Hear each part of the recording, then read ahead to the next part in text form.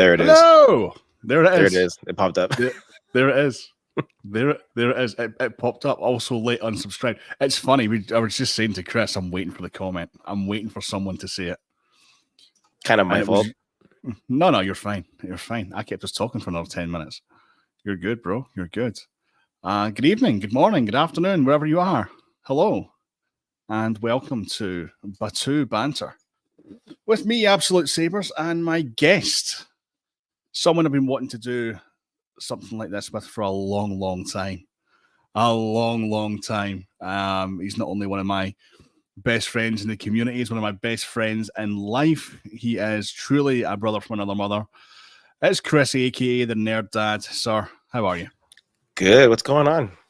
I like this. I love the name. The name's perfect. Dude, I was thinking, I was like, Kyber show, it's kind of gangly. And I was like, what can I theme it on? What can I base it on? And I thought, I know. I was going through photographs of the Florida trip last year. And I'm like, Batuu Banter. There we go.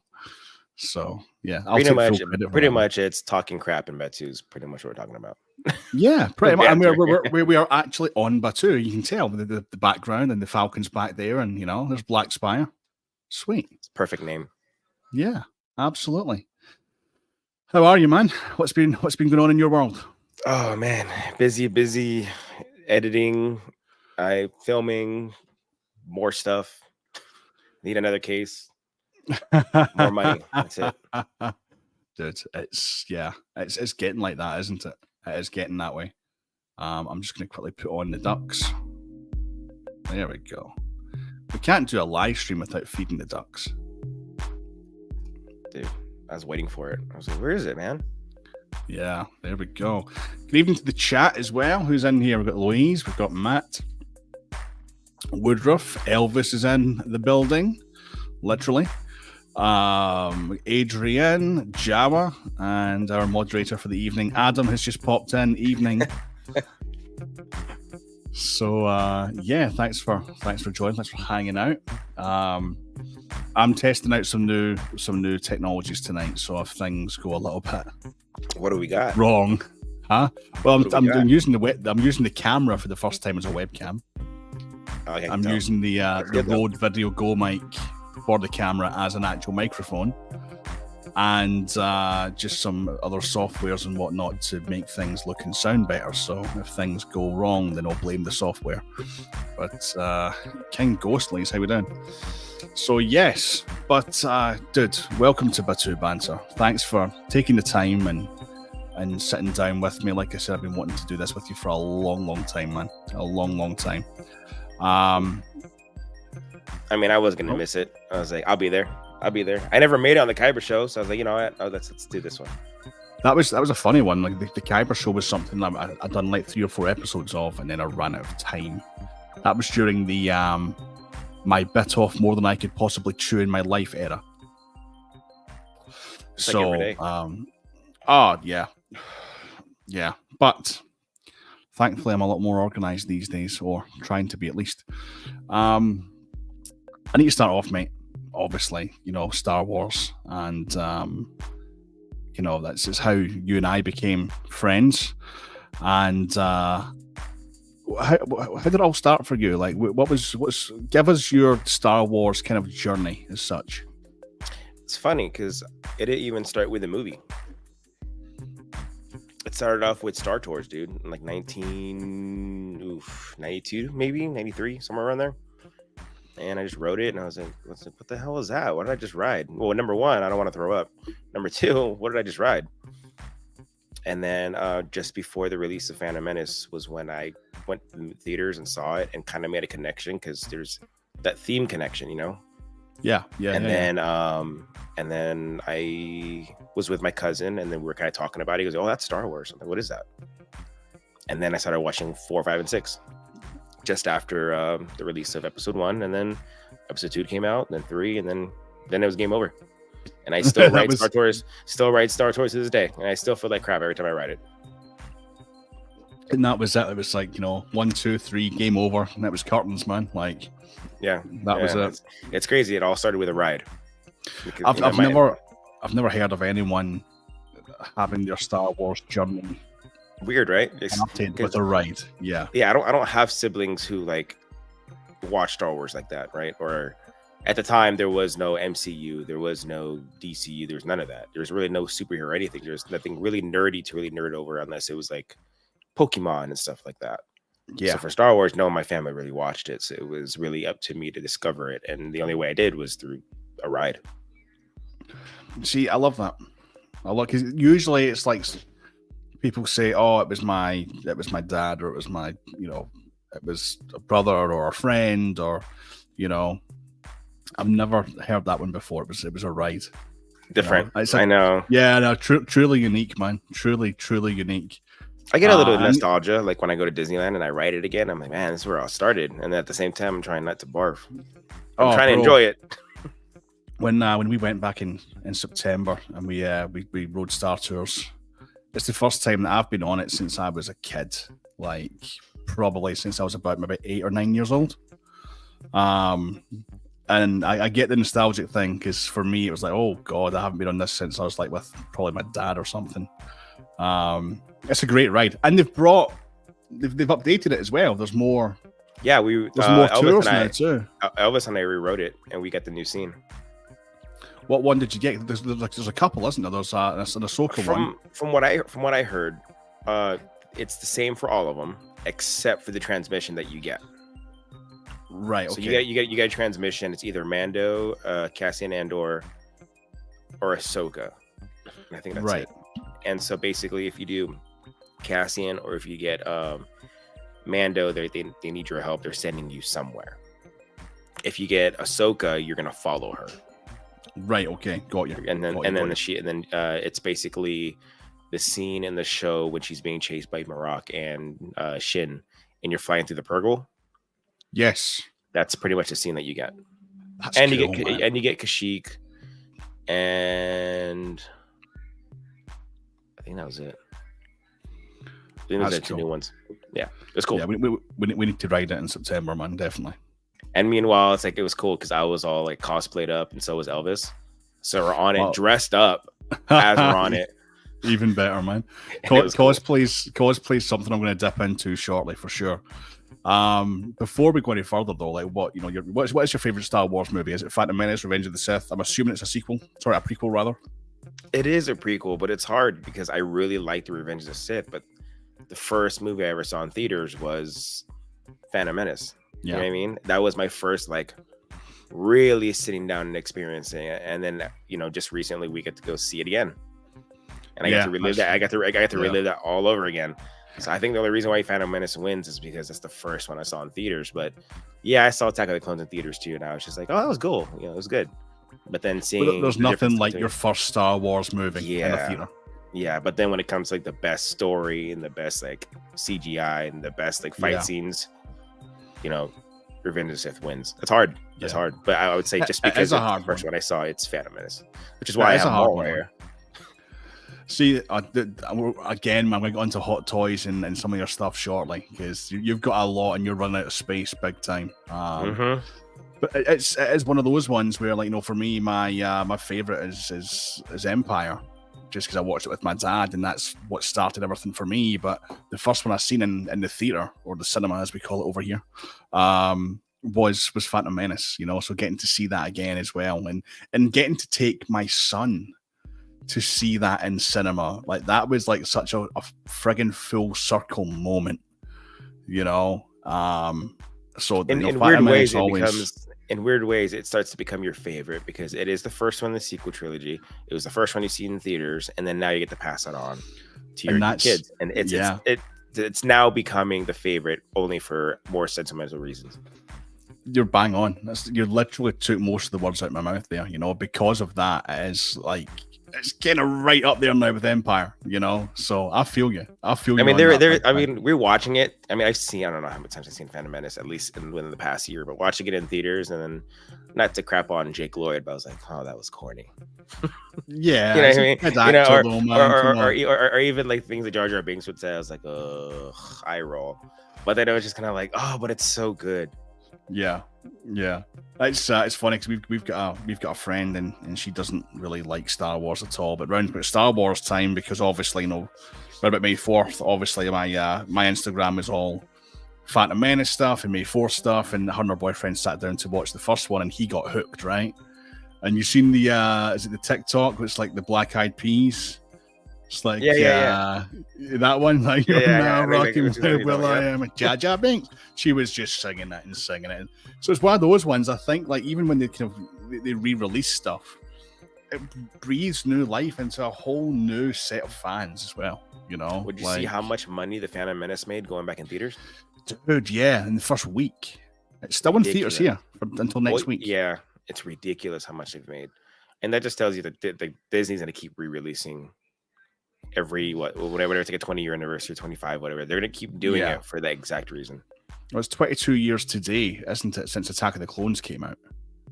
Yeah, so I don't know if they're doing another a 25, so we'll have to wait 3 more years for them to do it. Yeah, but I mean, it's a really cool experience going back to theaters to see it again. Oh, dude, it's awesome. The one complaint I had is the cinema that I went to, we had some lightsabers, and I thought, right, well, there will be a poster or something. I'll get the boys, light their sabers up and take some photographs. It'll be cool. It's a great memory, And they were like, "Yeah, you can't turn them on in here." And I'm like, "What?" I remember seeing the Revenge of the Sith in theaters, and everyone had lightsabers in there. Yeah, I've seen reels, man. Yeah, it was Master Replicas Force Effects, or it was like 2 ones. Yeah.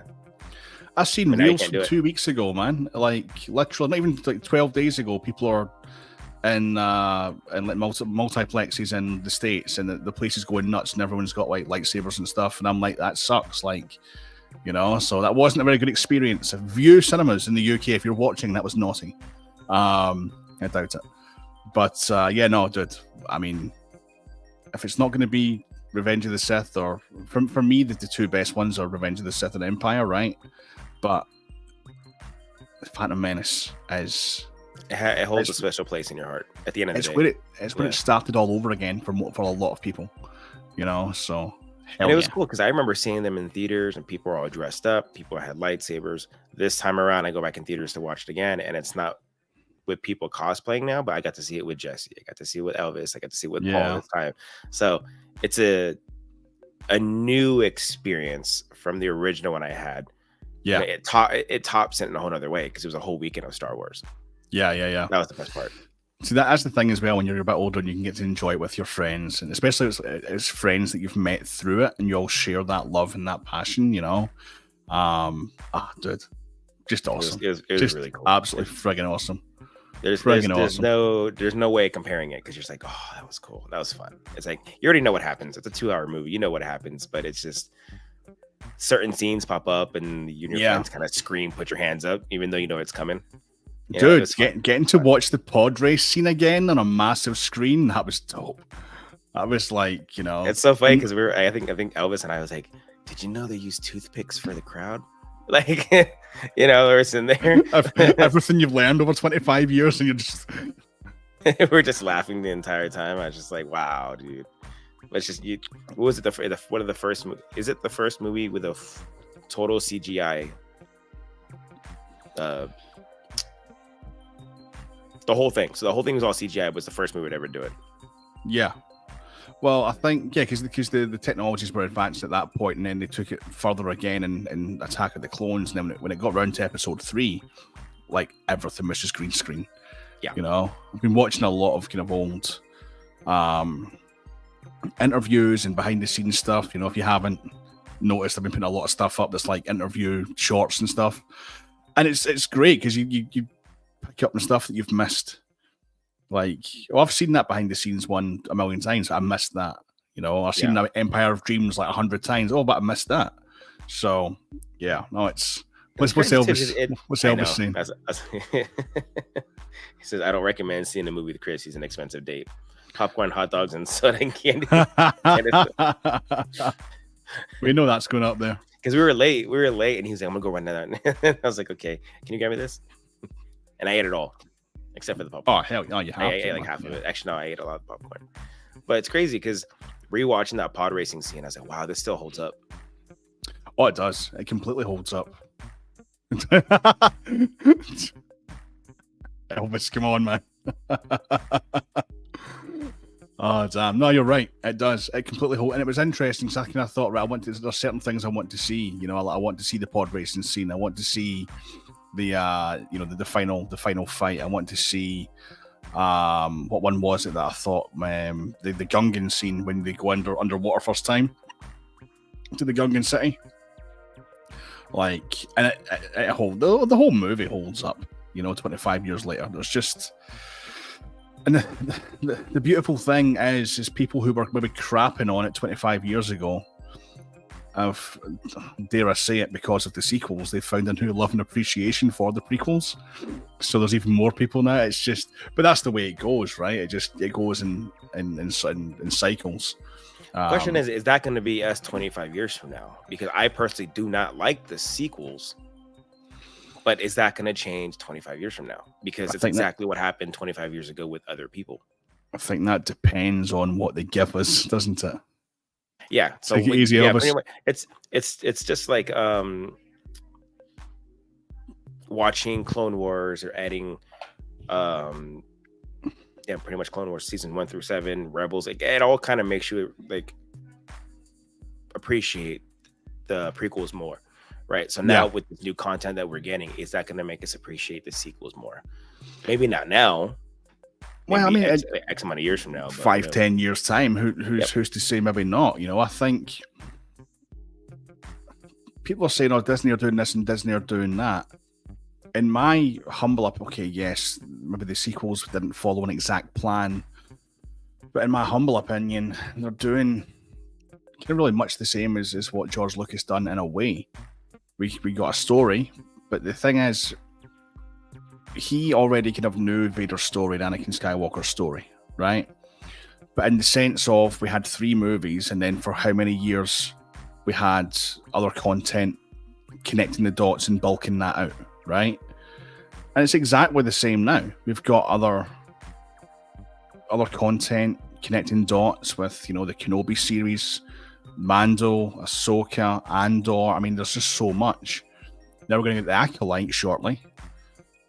And it's much the same. It's just going to be connecting the dots, right? Mandalorian, how you doing? Hello there. So, I don't know. But I think it really depends on what they give us over the next 5-10 years. That's gonna be the only thing. Like, I 100% agree with that. And if it kind of goes south, then that's gonna change the perspective another way. It's gonna be like, oh, yeah, you know what I mean? Yeah. And I mean, originally, what was it? George Lucas wanted to do episode 1, 2, and 3, but technology wasn't there yet, so he decided to do 4, 5, and 6 first. Then retell the story later. Yes. So is this kind of the same thing where, okay, this is the story, now we got to go back and retell it in another way? What leads up to it, Possibly. I mean, I think it's very intriguing listening to Daisy Ridley recently talking about the new project that she's involved in. And I heard recently that she has had a very rough copy of a script.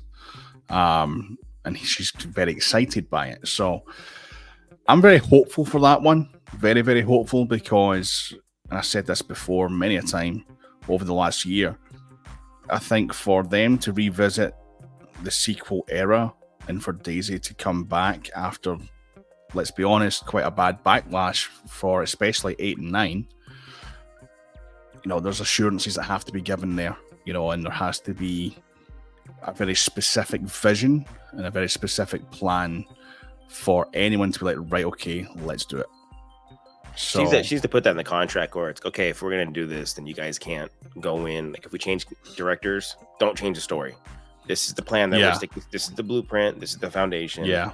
This is, if there's gonna be changes, it has to all match together. You can't do a whole 180 and go another direction. Well, that's what went wrong with the sequels, wasn't it? It went completely wrong with the sequels because Rian Johnson, who's a great filmmaker in his own right, but he completely changed the direction that he wanted Star Wars to go in, and then didn't leave, in my opinion, a very good place for the the next director coming in, who left eventually, and then obviously they went, "Oh, JJ, help!" Yeah, so we need to pick up the pieces of what we have and just tape them together the best you can, which is the most unfortunate way of doing it. But there's just nothing you can do. Yeah, no, I completely agree. I completely agree. I think the overall kind of story that JJ had there was good because it makes sense to a degree, because we already knew about certain things with cloning. So the whole thing with Snoke, that kind of makes sense. I think the main thing that makes it a little bit like, you know, that famous line, "Oh, somehow Palpatine returned." Like, that isn't the best way to deliver that. You know, like if they had, you know, just found another way to, you know, to have that kind of grand reveal to everyone, then it could have been a very different movie. You know, but it was, you know, it's Disney, it's corny.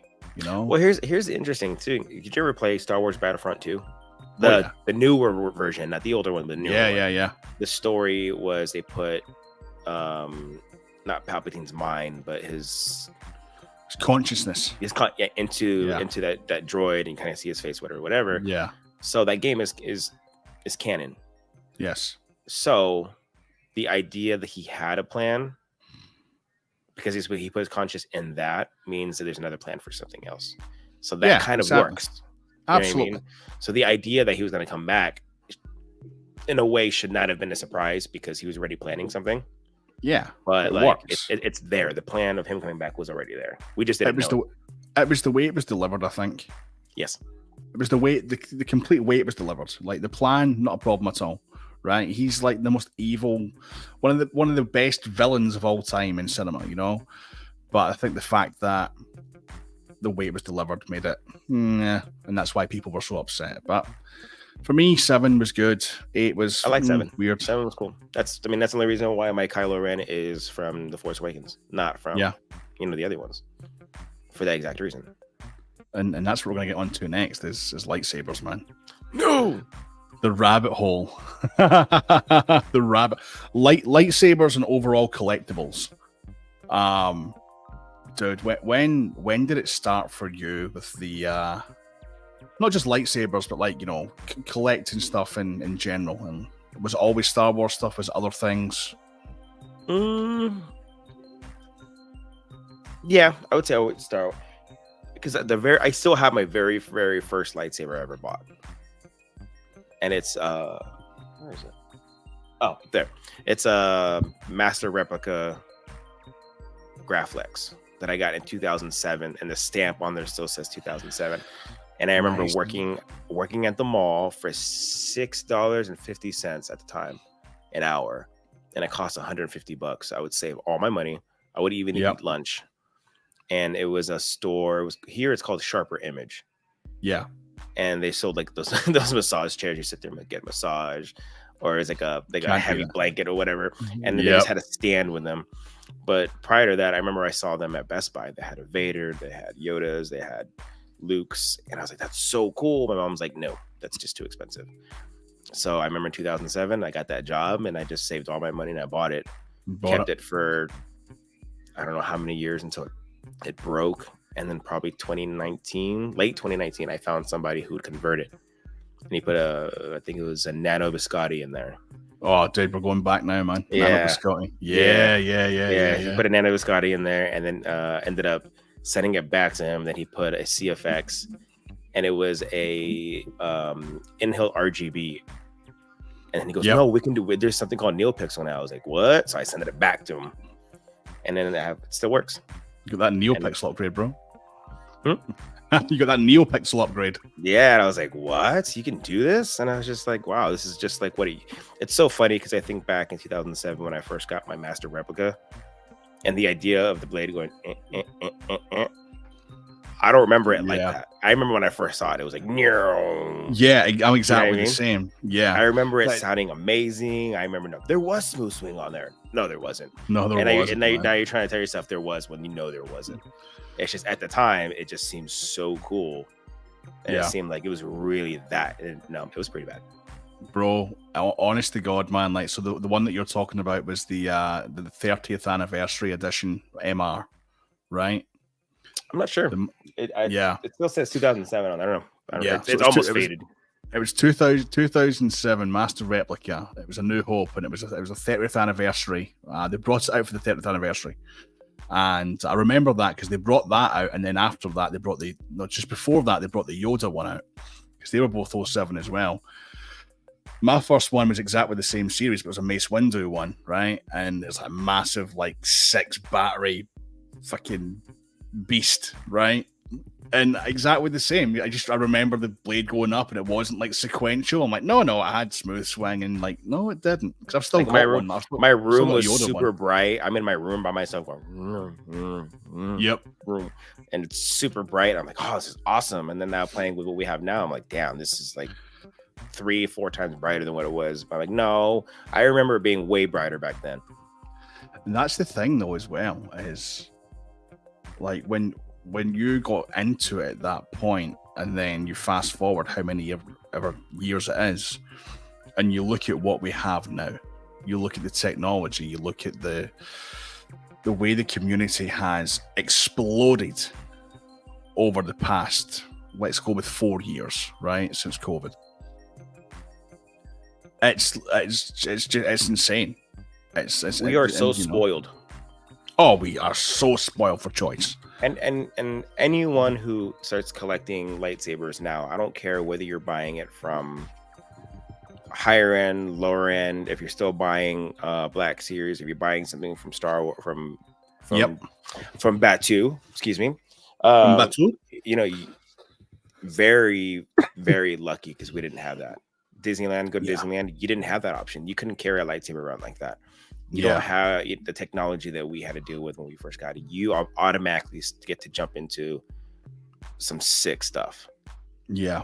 And then that's the thing as well. Like, we are so spoiled for choice now. Whereas beforehand, back in like 2007, 2008, it was really just a case of, right, who stocks them and who stocks all of them? Like, who will stock every single new one that comes out, because there was a lot of places that just had a couple and then they sold them off and then that was it. There was no more.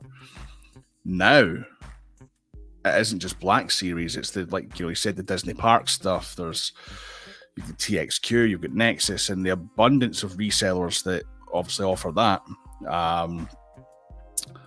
SaberTheory.com, just plugging because I have to.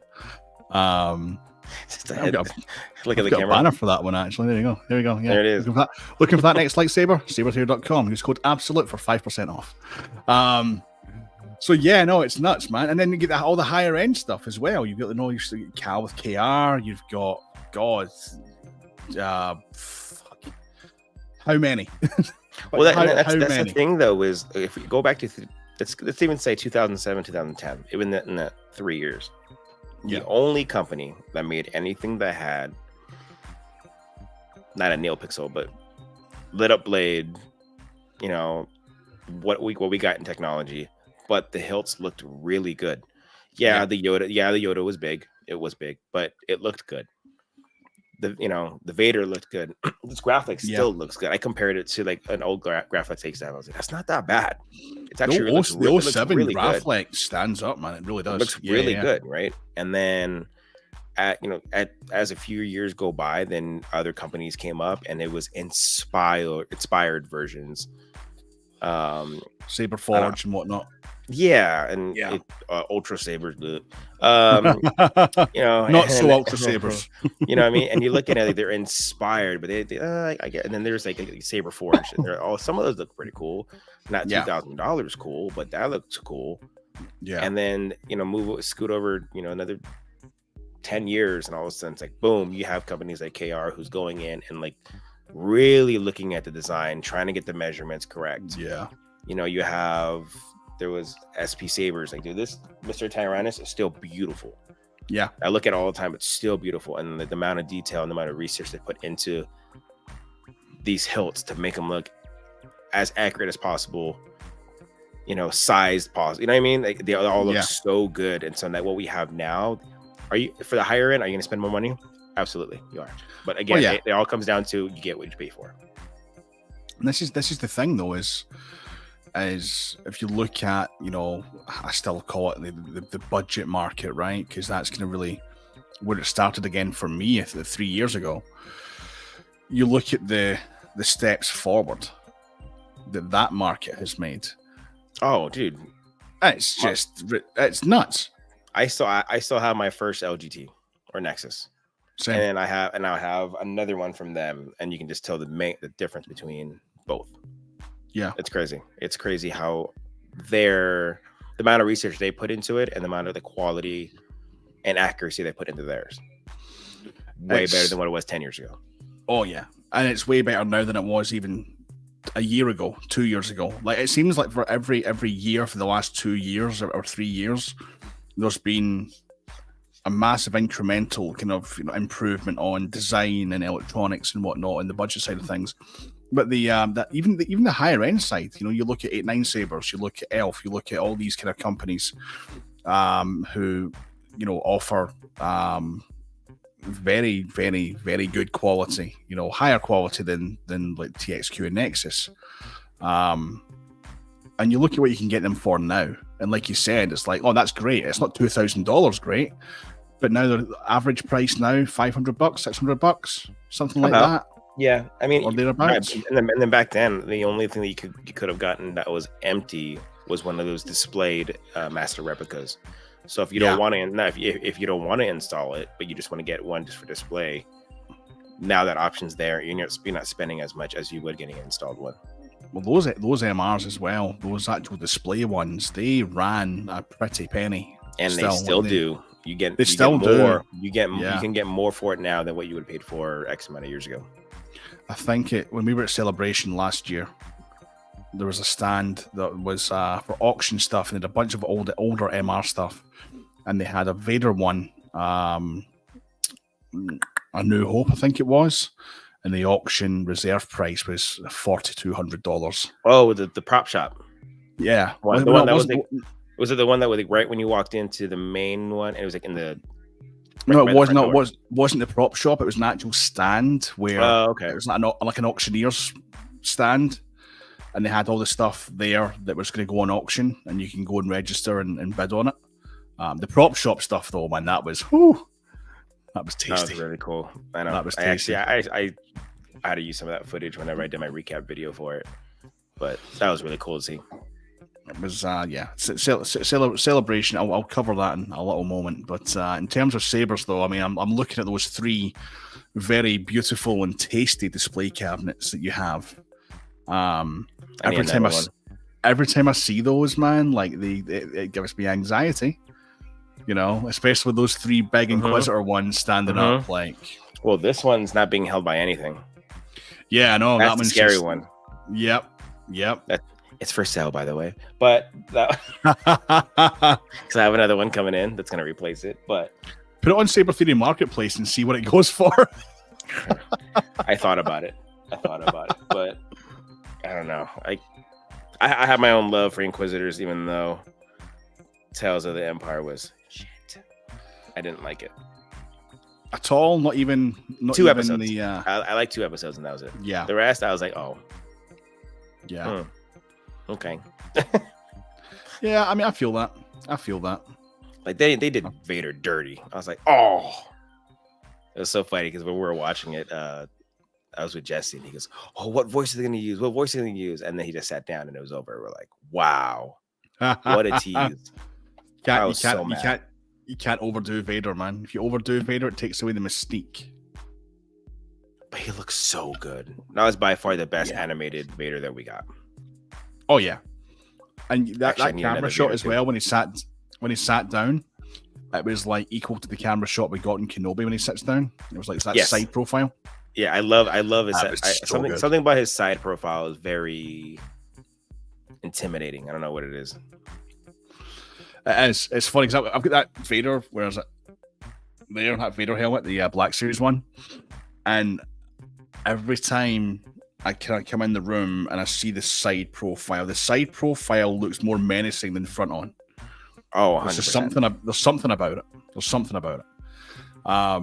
In terms of your collection, though, because you've now have a sizable collection. Yeah. What's your top 3? Oh. Well, there's more over there too. Oh, I know. What's your top 3? If we honestly, bro, if we had like 3 hours, we could sit and get every one of them out and talk about every one of them. I'm down for that. But for the sake of for just now, I'm gonna put you on under the cosh, man. What's the top 3? As I take my nerd pipe, as they call it. Oh, it's tough. Okay, for sure my top 2. And it's only for these 2 reasons. One is my KR Master OWK3, which is installed with a master chassis. Yes. And that's definitely up there. It's number 1 currently. I'm trying to make some changes to my other one. Yep. Because I have it in an acrylic case with a stand with the signature of Ewan McGregor on it. Dude. So that way the signature doesn't get ruined and it's in the case. Right? And then the other one is actually a 7 chambers anti-flex. Same idea. It's in a case and it has a signature of Hayden in there. And the only reason why that's not number 1 is I do have a brass chassis that has to go in there, and I haven't installed it yet. Oh, so right. Then that's gonna have its own essential master chassis in there. So they'll both mirror each other with 2 really good chassis, both weathered, and I weathered both of them.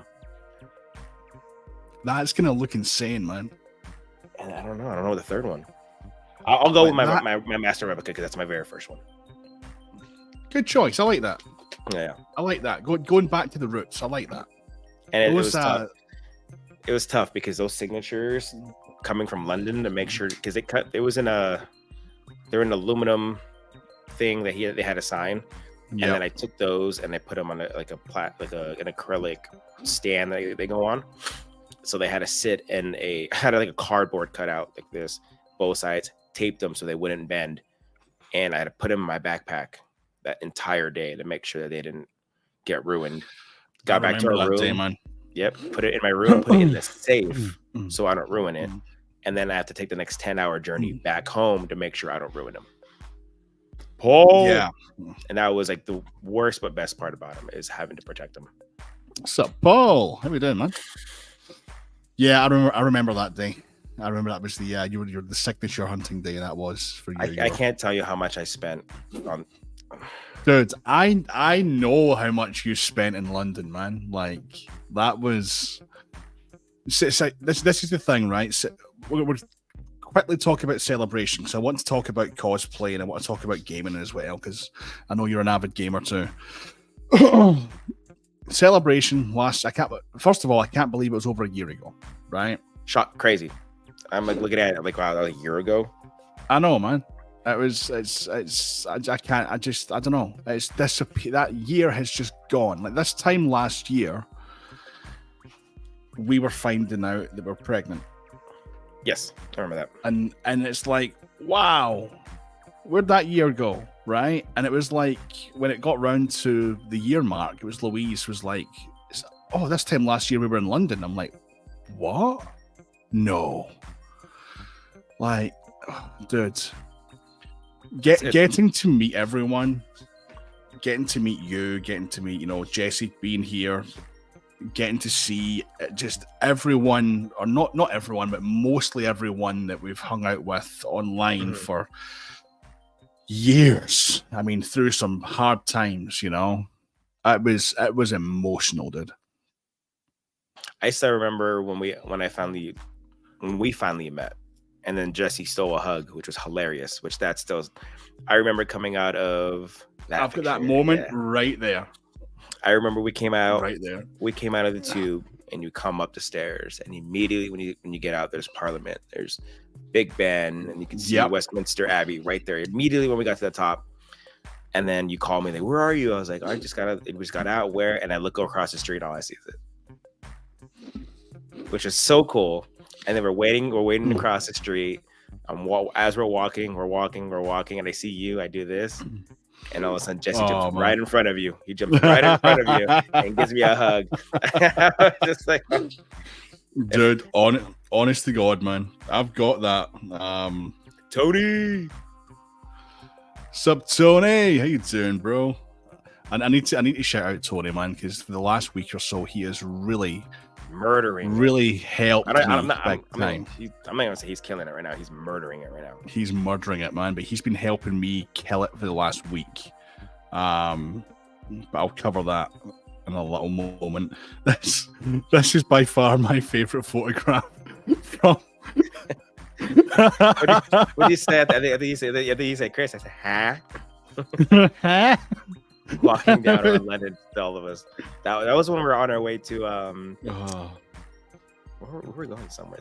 I went to Buckingham Palace, didn't we? Yes, and we stopped to eat first, and it started raining.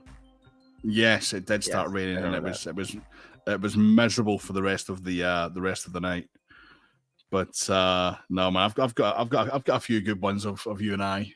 Oh, what a great time, dude. Oh, dude, just it's funny. I was talking to Liz about it. I was like, I want to go back, and so we said that we're gonna, because we missed out on Paris because we canceled a Paris trip. Yeah, so that's right. We want to go back, so I just told her, I was like, if we go back to do that Paris trip, can we dedicate like 2 days back in London because we want to go back. So, come to Scotland, man. Come to Scotland. Yeah, it's only a 45-minute flight, right? From 45 minutes to an hour, yeah. That's not bad. That's just like from here Scotland. To California. Come to Scotland. Please come to Scotland. I'm telling you. Sam, you go to Japan? No. Officially? Officially, no. I had tickets in my basket. I could have had 3 day. I was in bed and I just went, you know what? I'm doing Florida again this year. I'm going to see everyone again this year. Mostly everyone. I can skip Japan. I'm good with that. I can skip Japan. You should have seen us in Anaheim buying our tickets. It was hilarious. Oh, I can imagine. We were like, "Hey guys, we gotta get ready. We're going to Star Wars tonight. We gotta get ready to go." Meanwhile, we're all on our phones trying to get tickets, and we all got them in the house, and it was hilarious. We're all sitting there waiting. And then Tony had to throw some shade. He's like, he can't grow a beard. I was like, what the hell? I was like, I'm calling him. He's live. I'm calling him. I'm going to do it. I didn't think he was any answer, but he actually did. But it was fun. It was a good time. I was gonna, man. I was gonna, but then mind the gap. 2 seconds, dude. Sorry. I need to I've still got this throat thing. It's just, I don't know what oh, dude.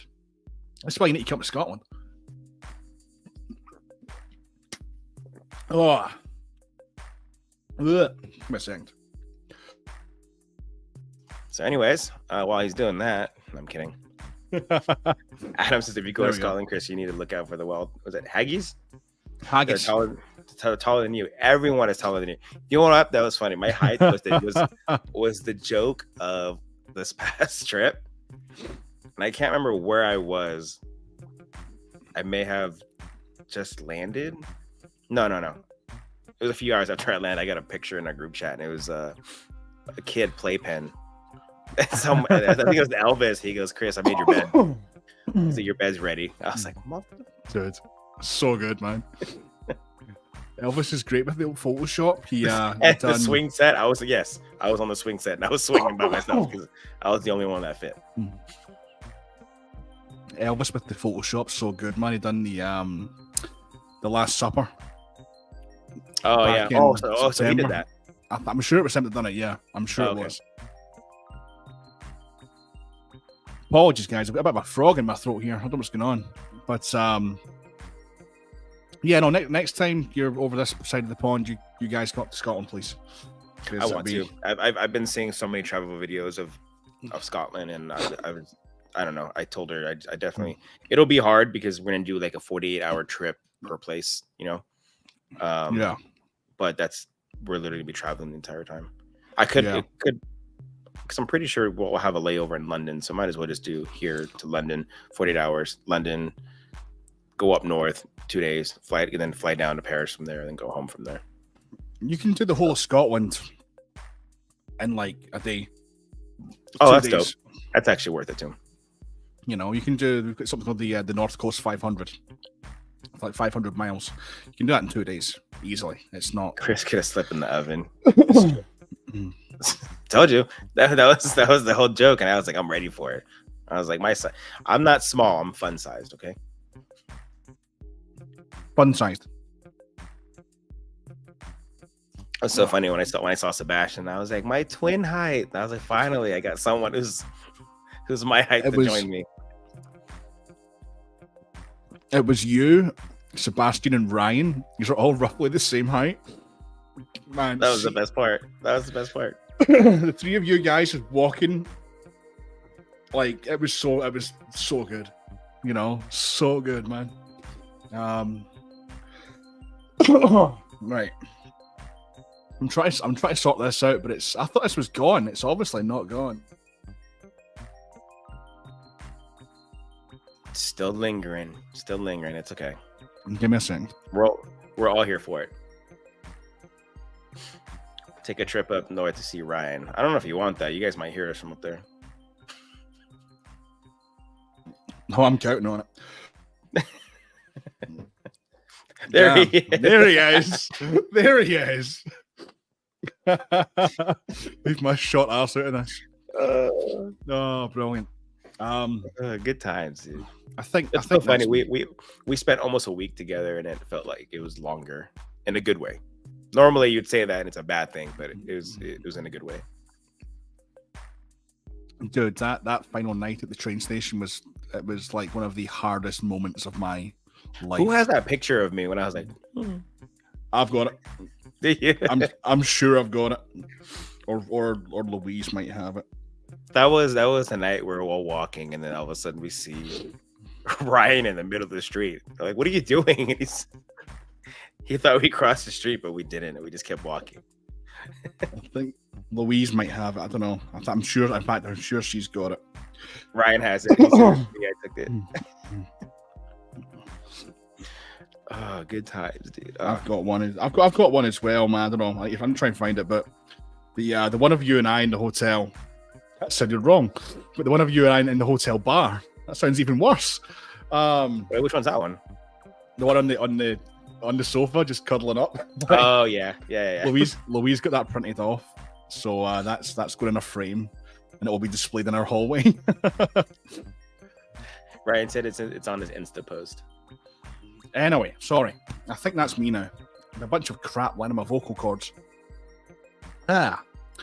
So celebration. Obviously, you know we done London. It was an awesome time, and you left me. I'm not over it yet. But you're doing Japan. You are doing Japan. Yeah. That's a big expense. I already put the numbers together. I'm like, oh, that's a lot. But yeah. I mean, honestly, travel is going to be the most expensive. And then I found some places to stay that's not like breaking the budget. It's like I found some for like $60 a night. Whatever. See, that's not bad. But it adds up, dude. Like everything else. There's one place I want to stay, which I already actually no, I haven't done it yet. I should probably do. Is the Godzilla Hotel, which is in Shinjuku. That's like $2 a night. So I'm just doing that one like for 1 or 2 nights. Yeah, but it's cool. It's a cool place. Yeah. I don't know, because when I was gonna go and we were talking about hotels and stuff, I'm like, yeah, I'm down for that. And then I looked it up and I'm like, ooh, that could be So like Sebastian's where he's going to come to. So we're talking about different places, and so Osaka's like $60-$70 per night. What we want to do. Food is super cheap down there. Like that you can last a whole day on like $25.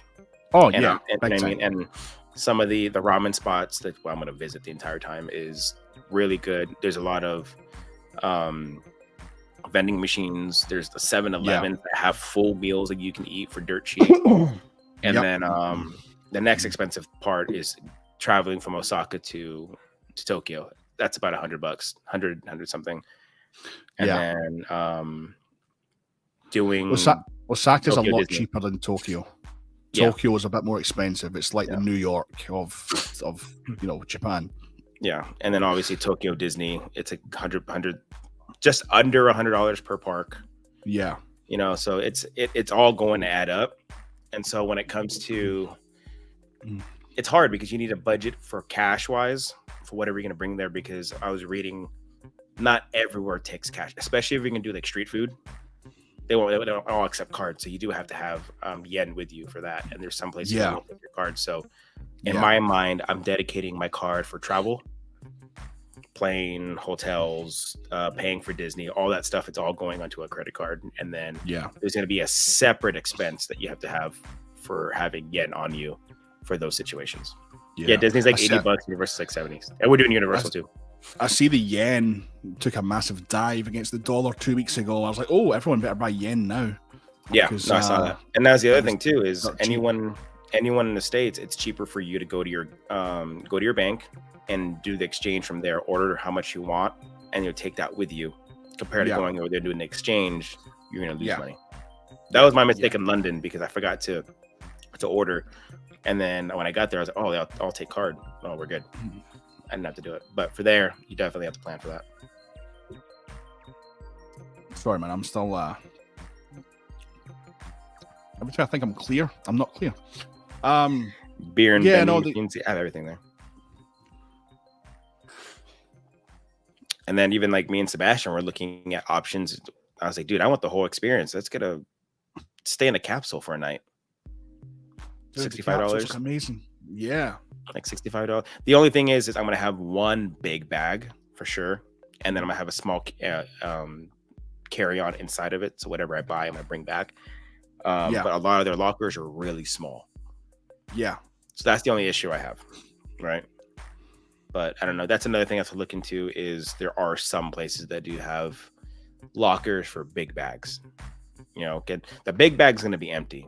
It's just the inside is going to be essentially my carry-on. That's going to have my clothes in it. Because I did some research in it, dude. I'm gonna fly to Vegas. And I'm the only one that fits in there. Well, I'll take your ticket, right? And you can just go into that case. Perfect. That works. Poke some air holes. And I see over there, a lot of mistakes people have done. They overpack for Japan, and they end up buying clothes while they're there. Dirt cheap because it's cheap. So I figured pack light, put everything in a carry-on. And then whatever I buy in clothes, I'm aware to do there. A lot of these hotels, and even the capsule hotels, you can do your laundry there too. Yep.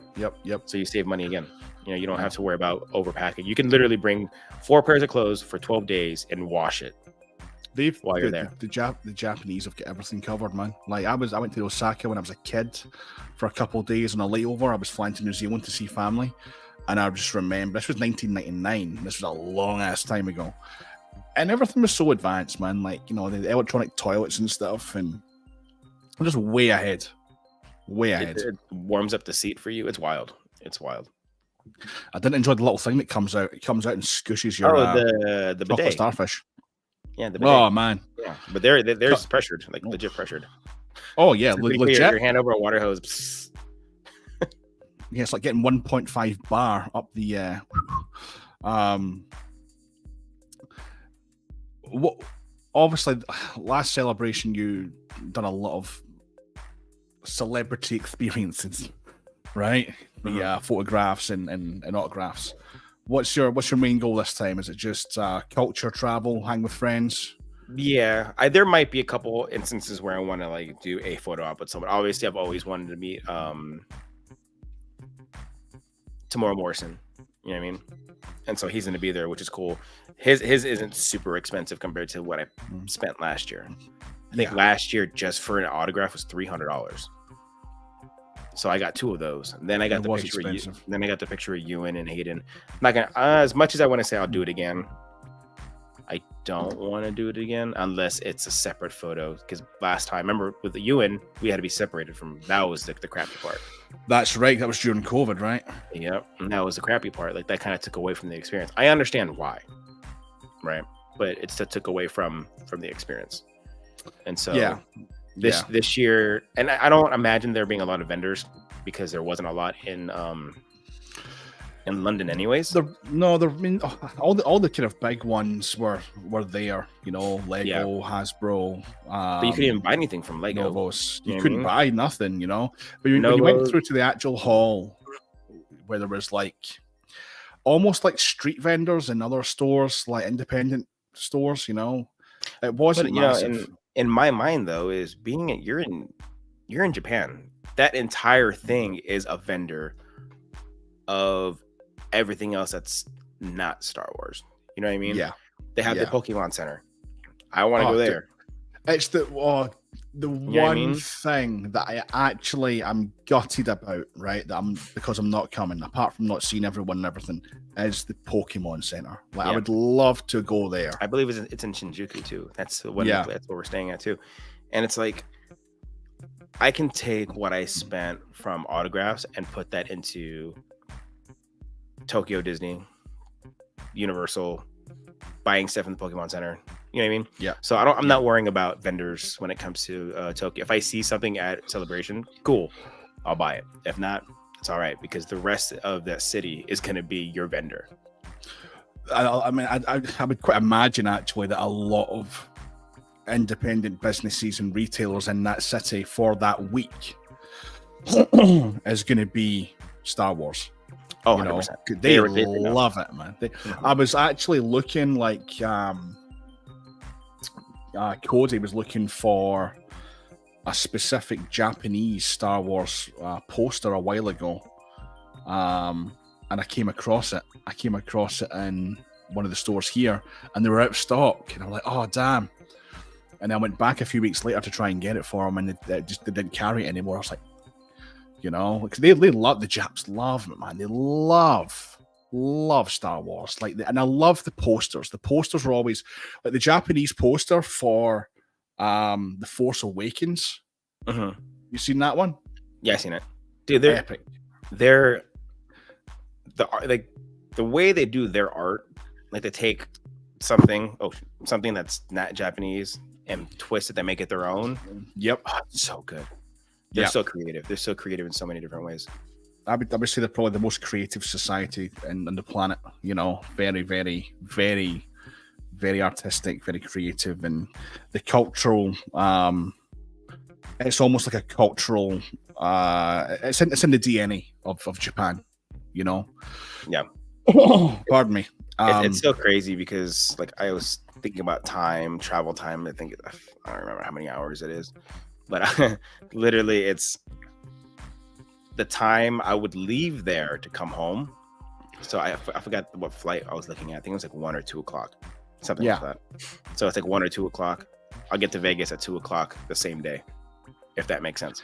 Yeah, because you're going forward, but you're actually going back because they're a day ahead. Yeah. And I was like, that's weird. So if I leave on the 24th. From Japan, I will arrive in Vegas on the 24th.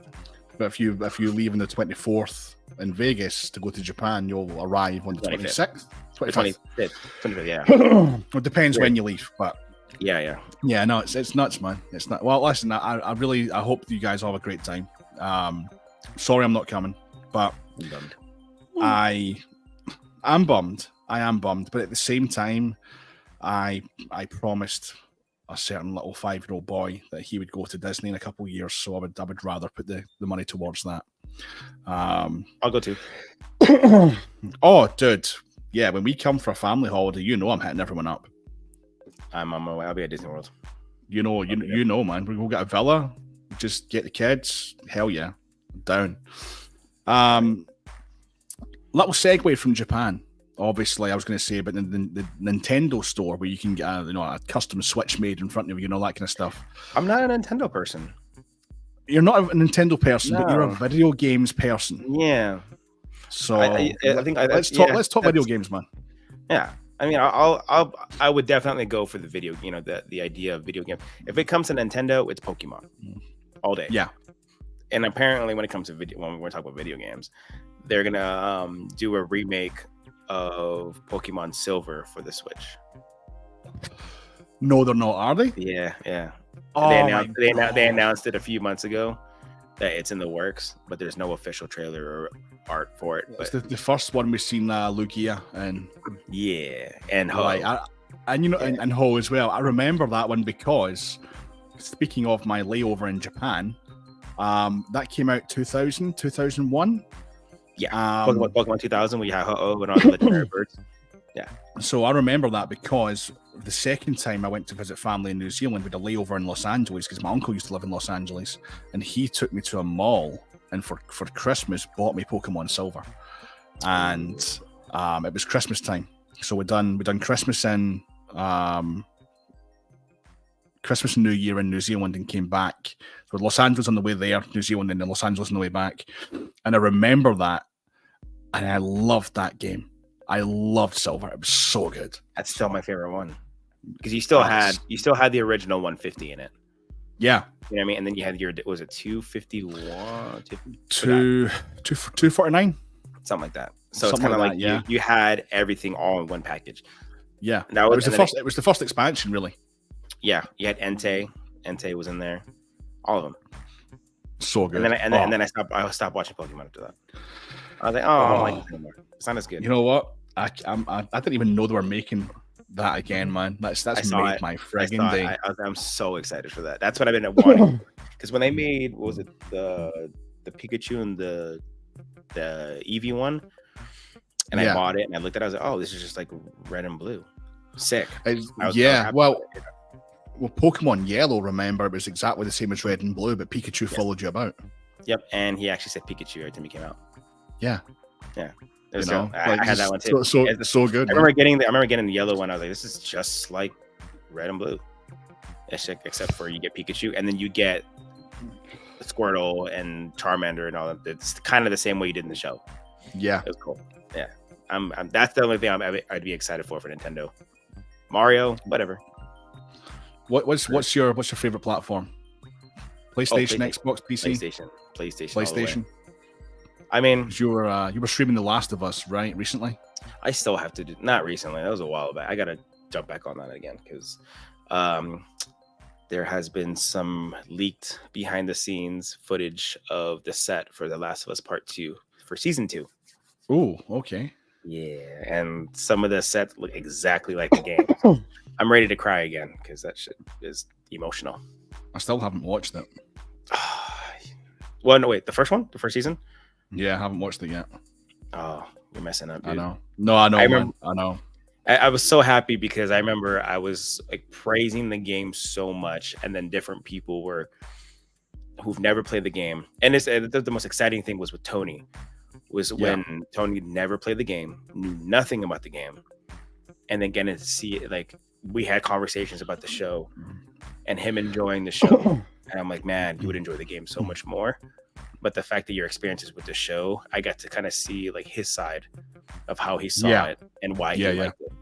And now you can see the difference. I enjoyed the show. A lot of people didn't like it. Like, oh, they diverted from the game. I'm like, you can't make it just like the game, man. Because I heard it was very, very similar to the game.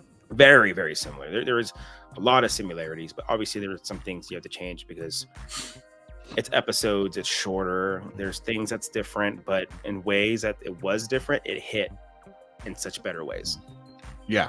And so I'm excited for season 2. Season 2 should be longer than season 1 because in the game it was about 30 or 40% longer than the first game. Right. And there's a lot. I'm telling you, so much happened in the second game that either A, they're gonna completely remove it from the show and just kind of keep it shorter, right? Or they just may add it. The thing is all the obstacles that you come up in the second game all funnel into one story.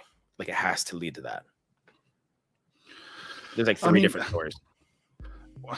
It always happens when you take a book or a game or something and you make it into a show or a movie. There are usually a lot of details that are just because of the cutting room floor has to have something on it, right?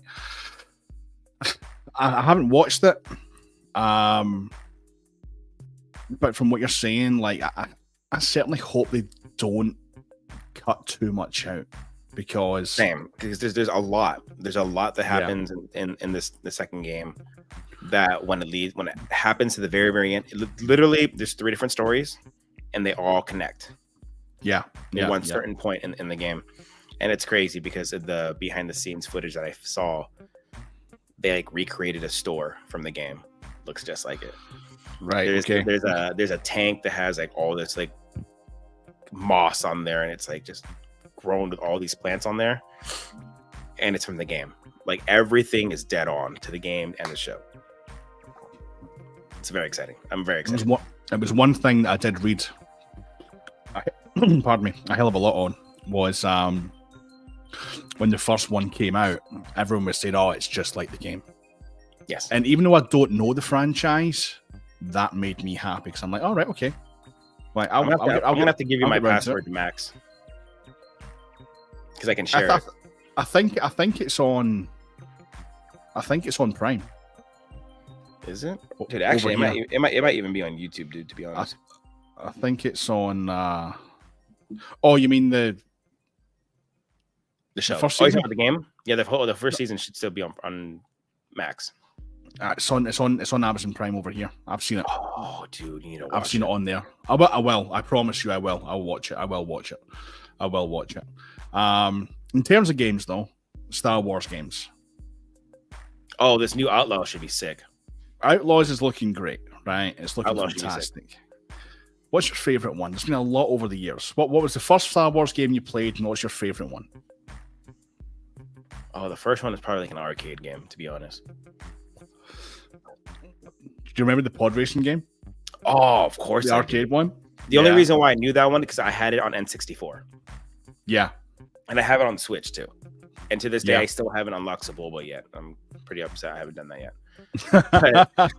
but I have it on the Switch. That might have to be the first game I actually religiously played was the pod racing game. Yeah. That game was so much fun. But after that, for sure, it was the Force Unleashed. Oh, yeah. That was for sure the game I put so many hours into. Yeah. And then the second game came out, and I was like, oh. Yeah. Looks great. Looks great. Yeah. I was like, looks great. It's significantly shorter than the first one. It was so short. I remember having it on PS3. I think PS3. Was it PS3? Yeah. And what they did was they made the game shorter, but they made the levels longer. So you would visit a planet, and you're at the planet for like hour and a half, 2 hours, and then you're no longer going back. Compared to the first one, you went to like, what was it, Raximus Prime? You went back a couple times. Yeah. See, I still remember the game pretty well. You jumped. I'm playing it just now on Switch. I bought it for Switch. I bought it for going away. I bought it. You gotta get it on PlayStation. It's available on PlayStation. I've got it on PC. Oh, okay. The original one. I've got it on the PC, but I bought the Switch version for going away last year to play on the plane, right? And I never played it. It's a different game. Story's very similar. Yeah, story's totally different. Similar, but gameplay and some of the cinematics and some of it's very different. Yeah, very, very different. And of course, Jedi Fallen Order was great. Not as good. I'm sorry. Hot take. I think Fallen Order was story-wise was better than Jedi Survivor. Story-wise, gameplay-wise, Survivor was way better. Visually, Survivor was better. Story-wise, Fallen Order I liked a lot more. I don't know, man, because when you look at Survivor is like there's a lot to it, but I was kind of like visit the High Republic era as well with kind of I get it, right, kind of, but we still get some of that kind of stuff and the twist at the end too. Yeah, I mean, I can see. I think the twist is what turned me off, low key, just because like their trailer was very, very misleading, and I understand it because you can't tell everybody what's gonna happen in the game. Yeah, you have to do a splash of what happens. It was very, very misleading, and I was kind of like, oh, I just wasn't attached to it as I was to Fallen Order, just because it's a girl who essentially feels betrayed by her master, and then now she's an Inquisitor. And I'm also going to be biased because I like Inquisitors, but she was cool in the game. You know what I mean? And then then you see the was it the Fortress Inquisitorius for the first time when you're underwater? Sick. And then you see Vader, like sick. And the way it ends, you're like sick. You're like, okay. And then I was like, all right, it was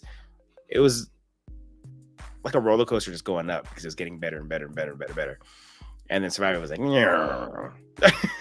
so Survivor was a little bit kind of, there was some kind of couple of good cameos in it.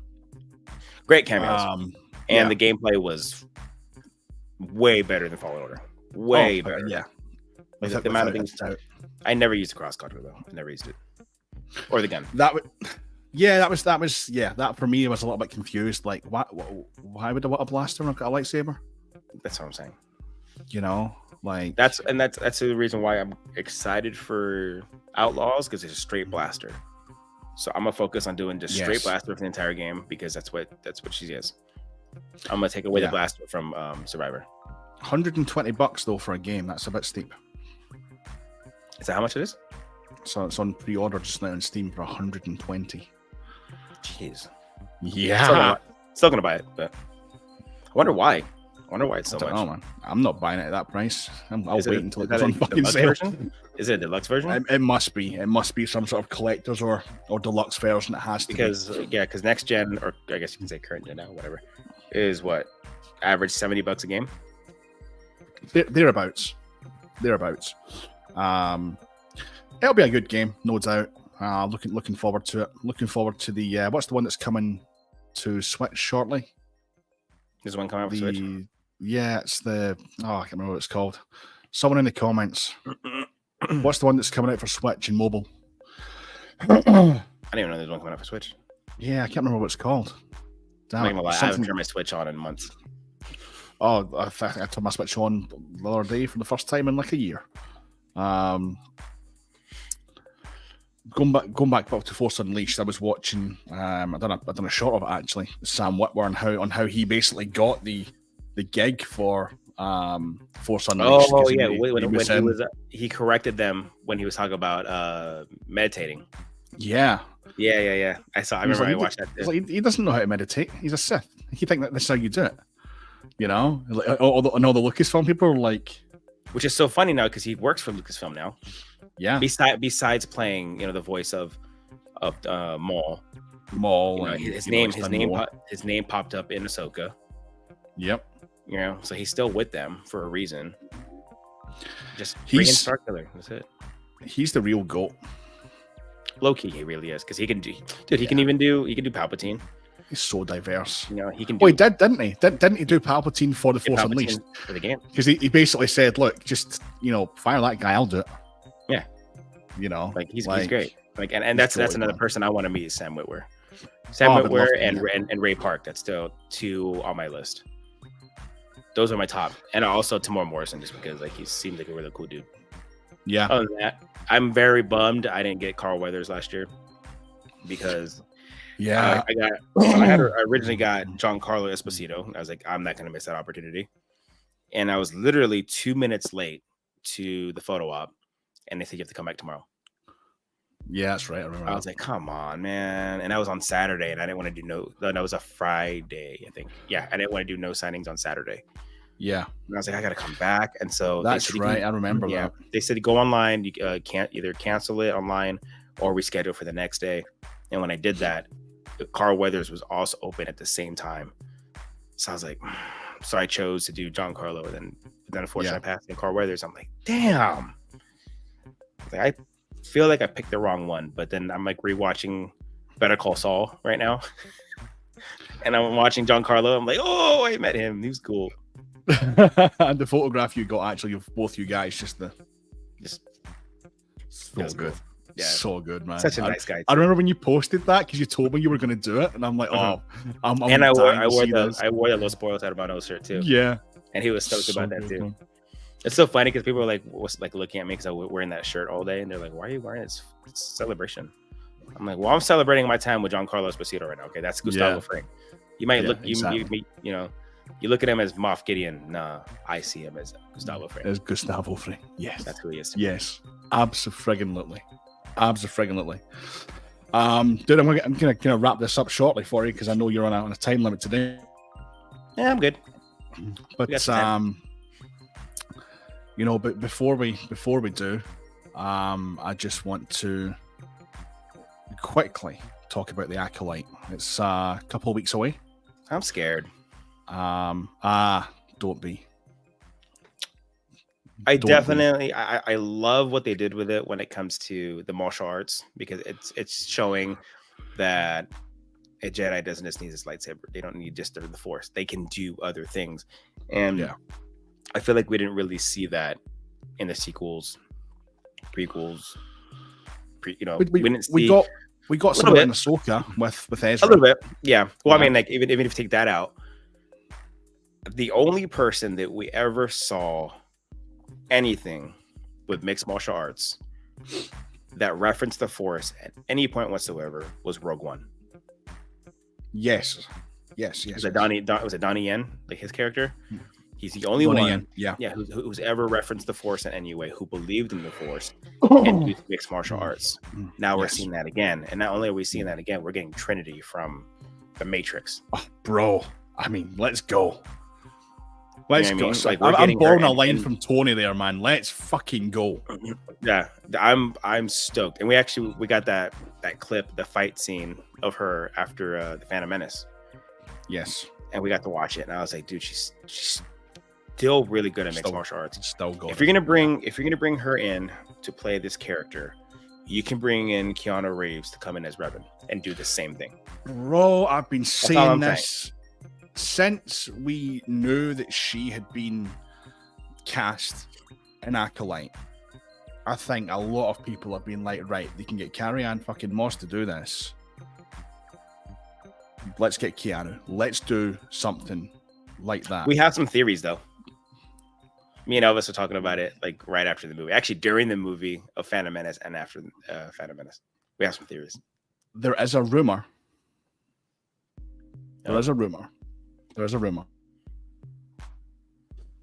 that there could be some sort of historical flashback during the Acolyte, and we may get a Darth Revan. So here's my other thing about Darth Revan and why I think it's kind of hard for Darth Revan to work. In the game, Revan could be a guy or a girl. Correct. Because you choose your character. Is it going to be an issue for you to specifically make it one gender? No, because in the book, it's male. Okay. Because you know how when you cross those lines, I completely understand. It would affect people in other ways, and that's where, like, I'm like, oh damn it, now we're gonna have this debate. I'm like, I get it, I understand it. RPGs have always been that way, choose your gender, choose that. I think people need to. I'll be careful what I'm fucking saying here. That's why I was like, I think people need to calm down a little bit, right? I think people take it way too far.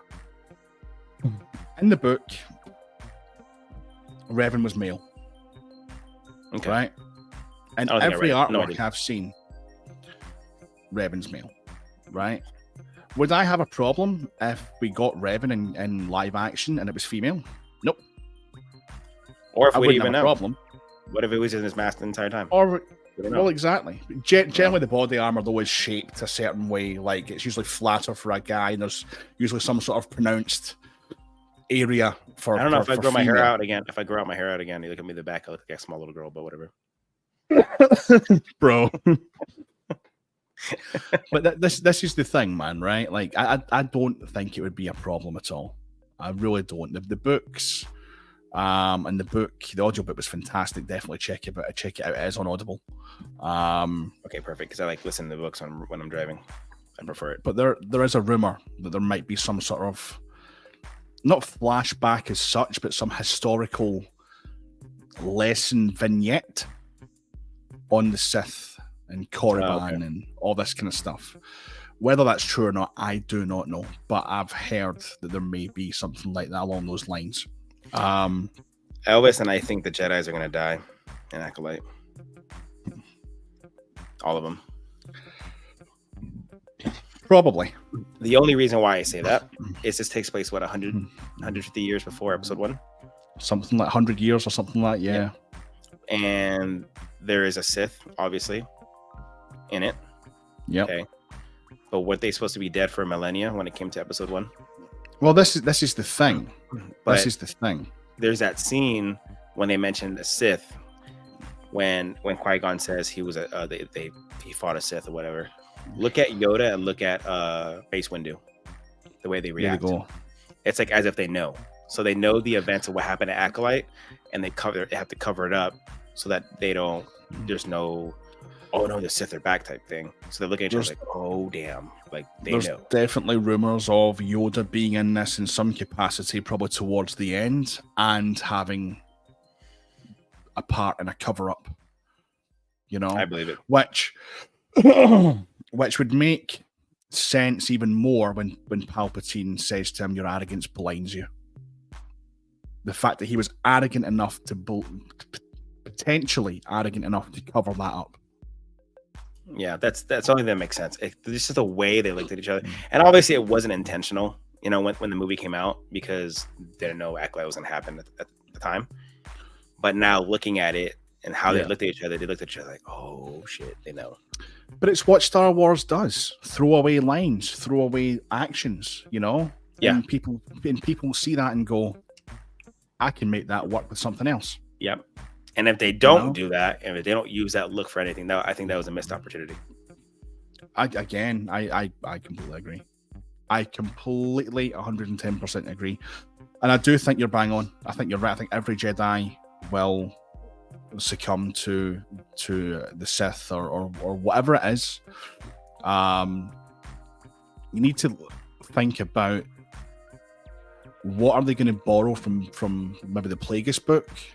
What are they going to borrow from other aspects of, materials that we have from just before the Phantom Menace era? This is what makes me excited about it. At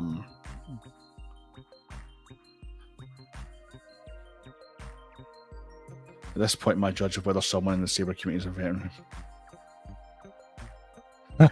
True. Or even further back, that like us, Master Replica Force FX, 20 years ago. It's so funny that we talk about that. I can tell you in order which ones I bought first. Same. Because it was for sure the telescoped ones, but I'm not going to count that. But like Master Replica, I did own an Ultra Sabers at one point. Never had one. I did own one, and it was a Darth Maul version of it. And then I sold it. And then I ended up finding a Master Replica Anakin. I found one for a really good deal. Bought it. I had a Black Series Maul. Nice. 89 Sabers MPP 2.5 that I still have. And then from there, I just What configuration is your MPP in? 2-button. No, I mean like in terms of, is it a New Hope? Is it Empire? This one's Empire. Empire. This one's Empire, and then my Roman props is a New Hope. I'd done the swap with Carter about a year ago, and he gave me one in a Rogue One configuration. That's the one you wanted. I remember that. Oh, it's so good. I love it. It's my shelf queen. See, now, I was going to install this Roman props with a Master chassis. I was like, oh, this deserves to have one. And then Cal's coming out with his own MPP now. I'm like, dude. You and Elvis with your Master chassis, man. Oh, it's so good. Like, let me see. So this is the one that I already weathered up. But this is the one that goes to my something like that. That's the one that goes with my Anti-Flex. So I already weathered it up. I did everything. I did all the. Yeah, you did. I'm just waiting for it. But I don't know. I feel like certain hilts in my collection deserve to have a master, like a master chassis. Like I can't just. I do have to change out the PCB side of the NPXL. Yes. To a Goth. That way, I can take out the one in my OB3 and move it into there because they're the same design. Yeah. So I'm able to slide it in and out. But certain ones deserve it. But now that Cal's coming out with his own MPP, guarantee you there's going to be a nice goth chassis for that. Oh yeah, there will be. There will be. So, yeah, Cal's DV6 is one that I've been looking at for quite some time. In fact, I've been looking at everything from Cal's for. I'm not.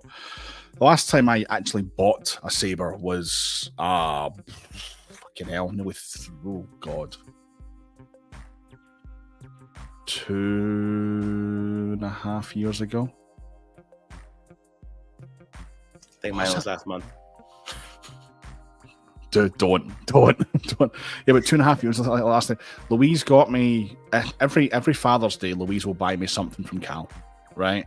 Okay. It's just what she does, right? So 2 years ago, she got me the Thrawn Hunters, which I was amazed at, loved it, but also furious that she spent that much money on me. And then last year she got me the Qui-Gon. So, that's another person I have to meet, Rosario Dawson. Oh, dude, yeah. Because I have a plaque that she needs to sign. Well, I have one of those too. I forgot. I guarantee you, if she's well, she might be doing Celebration next year because there'll probably be some announcement on Ahsoka season 2. I just don't want to waste my time doing it. So, like, I mean, I forgot what the people are who do the whole signature stuff. I forgot what their company is called. But they have like random signings of her throughout the year. You can send them your stuff and they'll sign it for you. That's pretty cool. So I might do that just to save from doing that at Celebration. I mean, see if it was like the only one you were doing at Celebration, then you could then maybe totally get away with it. Yeah, but it's the whole hassle of going through the convention and then flying home and making sure it doesn't get messed up. It was such a pain. It was such. It's easy enough done though, right? If you can. Oh, does the plaque not come off the stand? It's on the stand. Well, the plaque is very, very, very, very thin. I'm talking about like almost paper thin, and you can bend it easily. So I took that and I put that on the stand because it's an acrylic stand, so it's more rigid now. So you wouldn't bend it, but it's the whole and I had the photos too. I had the photos of Giancarlo. I had the photos of Ewan and Hayden, and they're in my backpack too. So the entire flight, I had to make sure that they were in the way. And that's a 10-hour flight. Now we're talking about what, 16-hour flight ish. And if we have layovers, so I don't want to do all that. So I'm probably just gonna send it in. But I need Cal to hurry up and come out with the MPP so I can look at it. You taking a laptop with you? I don't know yet. I really should. If you're taking a laptop with you, what you want to really do is you want to take that little stand, put it in like a little sleeve, and put it in the laptop. Yeah, because it's not going to bend. I keep telling myself I should have a laptop with me there, just because I want to film a lot, especially for Tokyo Disney, all that. Yeah, I don't know. It's gonna be fun. You know, I want to do like a little tour of the Godzilla Hotel, and I want to eat because I'm thinking about it now. I'm like, oh, I can't wait to start eating. The food, man, is one thing that I'm gonna F up some ramen for sure. Yep, every ramen, day. bro. Oh yeah. And there's some places in Osaka that's open 24/7, and they're ramen spots.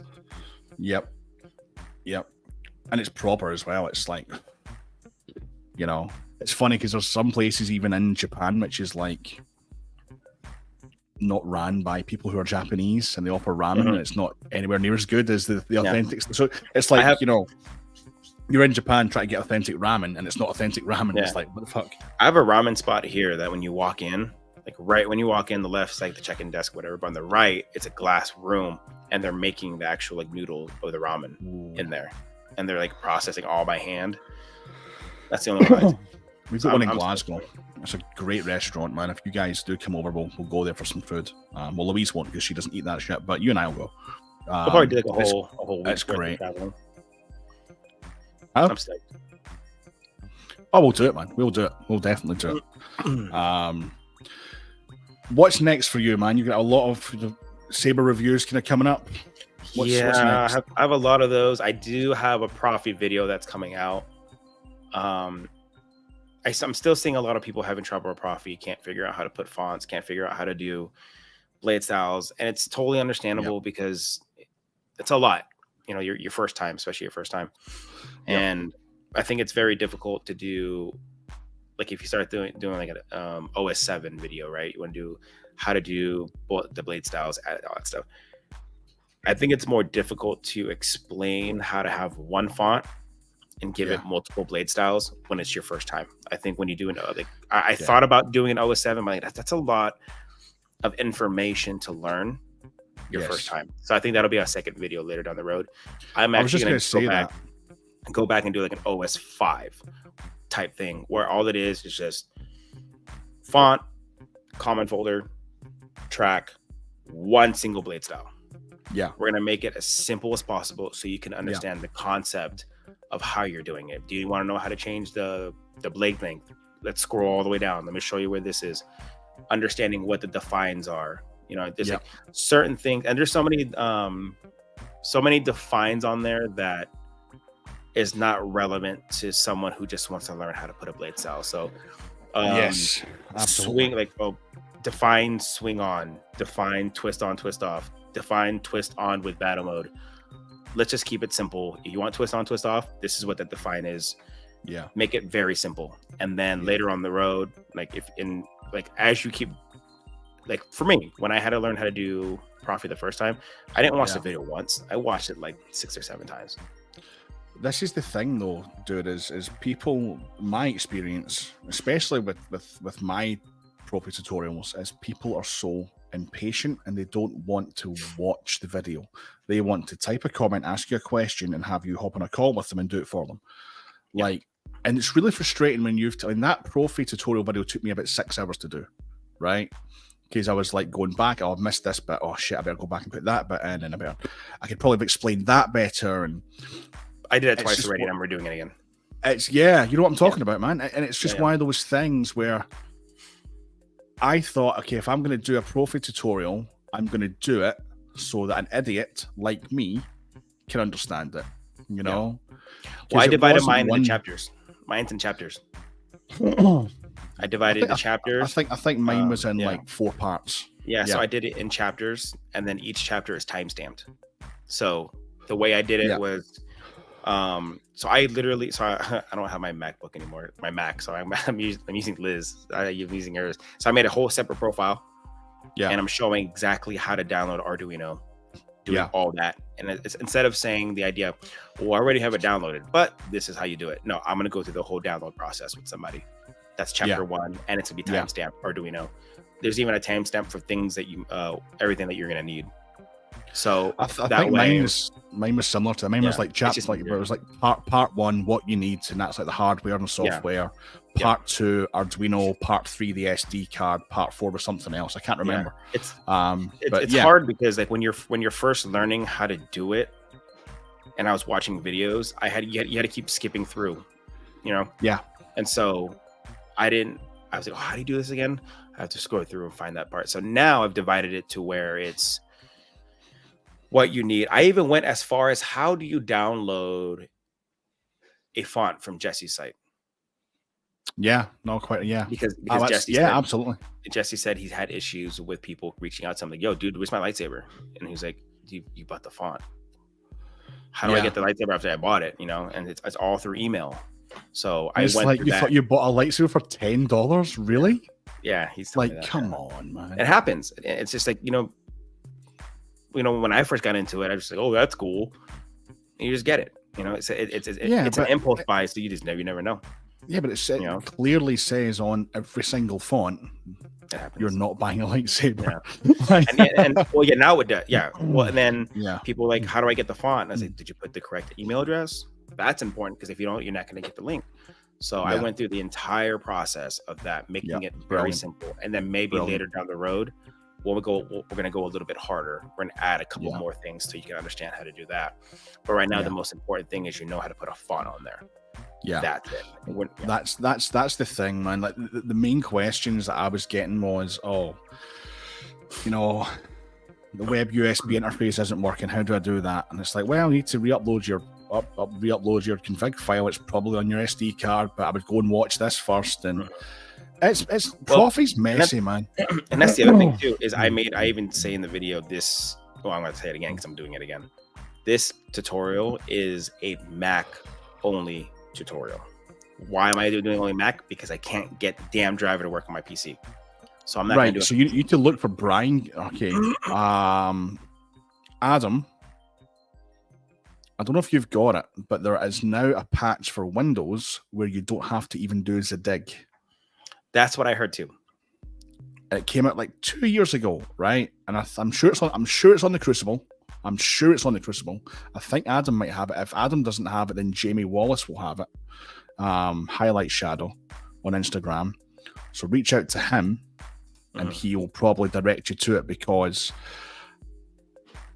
Profi for me on PC was a frigging nightmare. Every single time I put a new board in, wouldn't recognize it, had to reflash it, had to do that. Yeah. Fucking nightmare, man. And then I got this, whatever it was, the patch, and it just works. And they're like, oh. I did everything on the Mac, and it was I was using 2 cameras. Well, not 2 cameras, 1 camera here, and then screen recording everything. Yeah. But the way I did it was to, again, make it really basic to where you can do this. Once you've nailed that, I'll make a part 2, and then we'll move over to OS 7. We'll add I even mentioned on there, if you have a lightsaber that has accent LEDs, we're not covering that, because now you're creating a separate blade style for that. Yeah. And for the OS 7 library, it's much easier for you to do the accents because of the way it's structured. Much easier that way. And so we're not doing that. We're gonna just 1 color, 1 blade style. I even went to Fet260's website, copy, paste. Don't forget the comma at the end. Think of the comma as a period in a sentence. You end a sentence with a period, and you end that blade style with a comma. That is your equivalent to all that, all this. And I even do it where I don't add the comma, and I try to verify and see what happens. Yeah. And it's gonna you'll get errors. Now watch what happens when I add a comma. Yeah. Once I add a comma, watch what happens. It works. Yeah, because it's closing off that block of code. Yep. It's that small little thing that I didn't even know. Yeah. So I made sure I threw it on there. It's a lot, and I'm hoping it reaches people who need the help. I'm gonna put it on Facebook. It's going to reach me because I have no fucking idea on OS 7, so I'll be waiting for that one. Yeah, see, that'll be later, or even you know what another one is when you're first putting in the blade style in Arduino and the config, there's the 2 forward slashes. I remember when I first got on, I was like, why is it when I put my config it's not working? Because the 2 forward slashes. Yeah, they don't tell you that. Yeah, and I guarantee the 2 forward slashes make that line inactive. It's like little details like that. It's little things people. My computer's not recognizing my board. Are you using a data cable? What's that? Yeah. Okay, here's 2 links to where you can get one. They don't tell you these things. Like when you go on Fet260's website and you try to do everything, it's not on there. He doesn't expect for you. He's like, well, I don't blame him. You know what I mean? It's something you're doing every day. It's not something you think about. Yeah, and so that's the thing. That's the thing. It's like these people are doing it every single day. When OS 6 came out, and everyone was getting so excited about edit modes, and people were saying, "Oh, I've done this, but it doesn't work." I'm like, right, okay, I better do an edit mode video. And edit mode for me when OS 6 came out, I was like, oh, this is great, because now you can pile multiple styles up per font, or you can just treat it as a font library and loads up every single blade style that you would ever possibly want, right? And you've got 2 options. Either A, you can throw a new font on the SD card and build the style on the Saber, going through all the sub-menus and stuff, which takes time, but it's pretty cool doing it that way. Or B, you can go into the temp file on the SD card, copy a block, paste it to the bottom, or paste it wherever you want it to be in that order, change the name to match the file that you've put on the SD card, and assign all the little styles there. And then as soon as you put the SD card back in the Saber, it works. Your new font's there. That's why I loved edit modes, and I thought, oh, I need to show people this, because people are having so much hassle adding. I'm like, I even uploaded, I think it was, to Pastebin, a 1 button and a 2 button example, config. with every kind of canon blade style on there for people to use and whatnot, you know? Edit modes, dog shit. And so your installs. Oh. So the thing too, like he knows I'm pissing about. Someone, when it comes to, I think I know what it's about. The thing that, here's how I do it. So whenever I have I do my configs, I honestly don't even put multiple blade styles on one font. Why? Second Sister, Rock, Kylo, Shin. I have all specific characters. Yes. And so what do I want Vader to have a orange unstable blade? No, I don't. I want him to have a audio flicker responsive blade style. That's red. That goes with that. That's what I want. Okay, I want a character specific. Okay, so if I have an Empire Vader, but I have a Rogue One font, guess what? I'm gonna use the exact same blade style as I use for the last one. The only thing is I'm not using the original trilogy like blaster blocks and stuff. I'm not using that, but I am slowing down the ignitions and stuff. The ignition for a certain point for that, because I'm using that Rogue One. Yeah, that's where I get more specific. But am I gonna do a rainbow blade on Marok? No, I'm not. I'm gonna do red audio flicker, probably sequel trilogy because it's closer to that. You know what I mean? That's how I do it. But some people want that. Pretty cool on Marok. It's a Night Sister blade. Oh, the green one. I haven't tried it yet. I should probably try it. It looks cool as shit. Now that's that's where things also change. So if I have Marok, right? Let's say I don't. There is no Night Sister saber. There's no blade that's going to do the same thing like a dark saber would. We don't have that. So would I throw a Night Sister on there? Yeah, because it's in the show. So I'm going to throw it on there, right? But I'm not going to throw. Or why would I put a Night Sister font on there and have it rainbow colored? True. For me, because it's my personal thing, I like to have all my characters specific to how that looks. But you're going to have those collectors who want multiple blade styles within a font. That's where that comes in. That's where that tutorial comes in on how to do that. It's a great concept of kind of what you've got, you know, and I'm really looking forward to seeing how you do it, and because I really need an OS 7. Elvis told me that. Elvis told me time. Yeah, he told me Elvis 7 too. It's different, but once you get it, you're like, oh, that makes a lot of sense. Especially when you're throwing accent LEDs on there. Holy crap! Yeah. Everything that changes everything. Before we wrap up, Ro, I want to talk about cosplay real quick, and I have a couple things planned. I want to talk about this one. Oh, that one. Birdman. I still have to finish that one. I still have more to do. I still have to add Imperial crests on there. Yeah. I actually want to get like a legit chest armor I have the belt. I have the boots. The boots are comfortable for the first hour and then they hurt. This is right. And this isn't just because you're one of my best friends. I'm not blowing smoke up your ass, right? I'm not licking your ass here. That is, I'm pointing up because it's on my TV. It's not here, it's up there. I've got a 5-meter HDMI cable just to plug my PC into the TV that's over there on the wall. Oh, so that's how you watch the shows. Okay, that makes sense. Yeah. So I've got a Fire Stick as well, but that's for other things. That is one of the most legit cosplays I have ever seen in my life. That's all that I'm giving all the props to that to Elvis. Elvis, and I wonder. I mean, the detail on that mask. I think it's right here. And you done the red eyes, right? You done the electronics for it.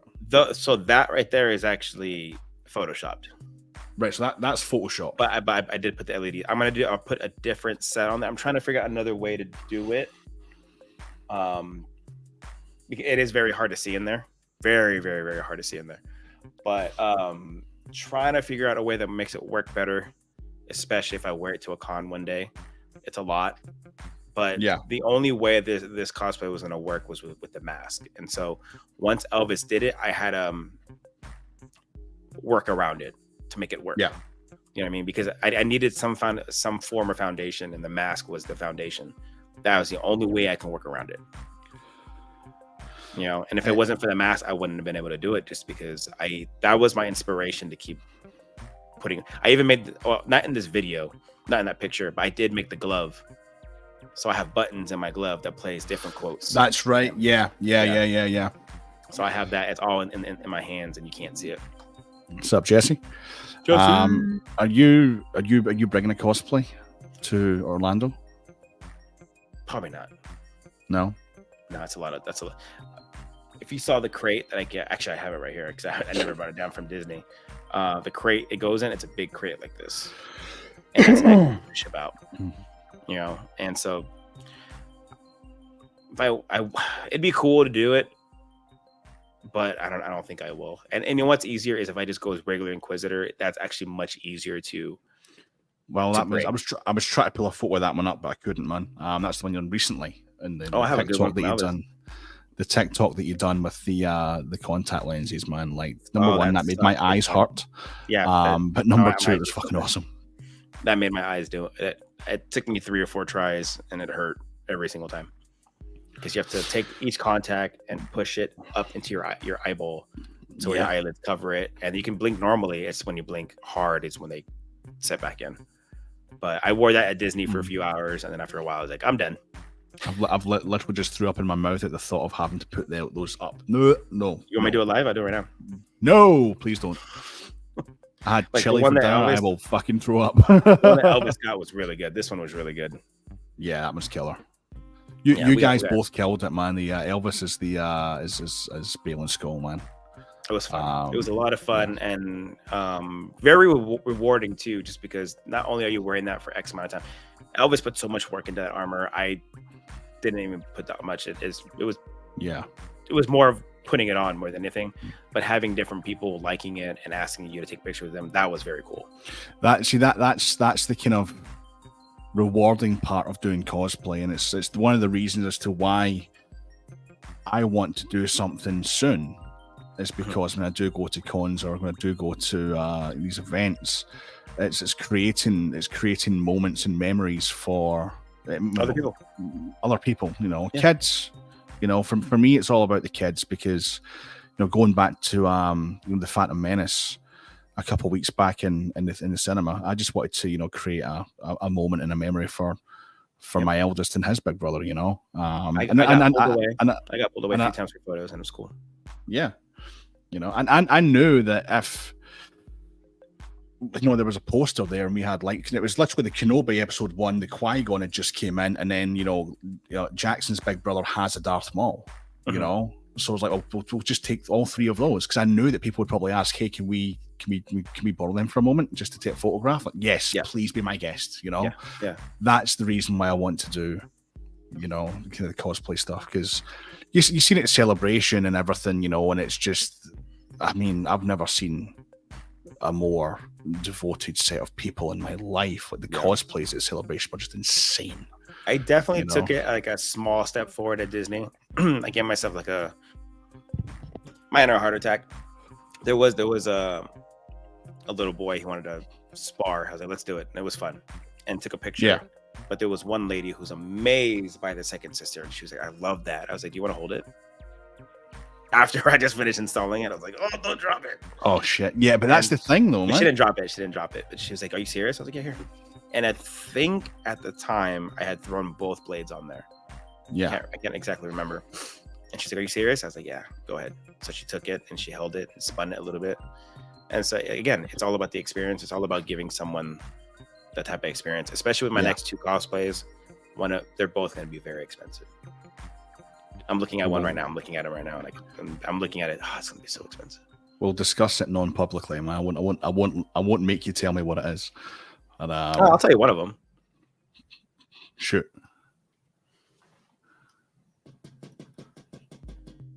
Oh, you're doing Marok. See, Marok. I can't do Marok. Yeah, that armor. I thought about doing Marok. Be a lot. I can't do Marok for one reason and one reason only. Why? Marok is very athletically built, I am not. Oh, I'm fat right now, so I gotta lose weight for it. I gotta lose like 50 Dude, you haven't seen me in a year, man. I've put on like 50 pounds since you see me. I am fucking fat, right? But get Seabass to do the helmet. He's actually doing my other cosplay. So the other one, Seabass is doing that one. Me and him have talked about it, and we've gone through materials. And it was so cool because the last trip I wasn't able to go to Seabass's workshop to check out his stuff. And since me and him were talking about another cosplay I want to do, it was really cool to see his studio to check out what he's done. Yeah. And so right now we're just kind of figure out design and color scheme. Yeah. But yeah, he's doing my other one. I'm very excited. Seabass is the goat one. He's still actually he's still got my Fallen V2, which I gave him in Florida last year. And I said, I held it. Did you? I did. Oh, I think all three of us did. Damn.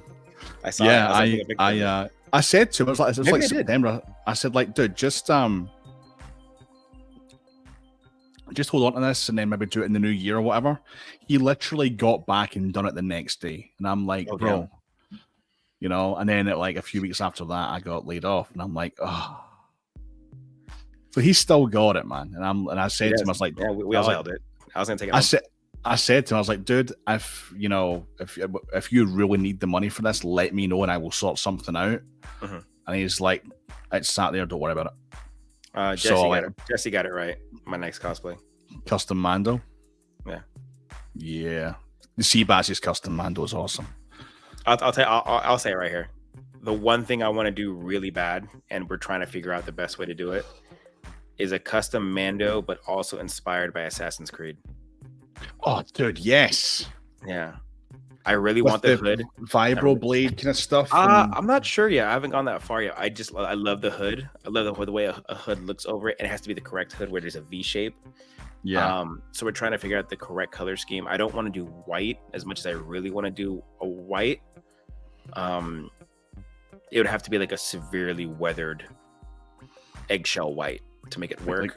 Kind of like light charcoal, kind of. Yeah. And I've been looking at different ideas. I actually just started replaying Assassin's Creed 3 because I love the way his look, but also like, did you ever play Black Flag?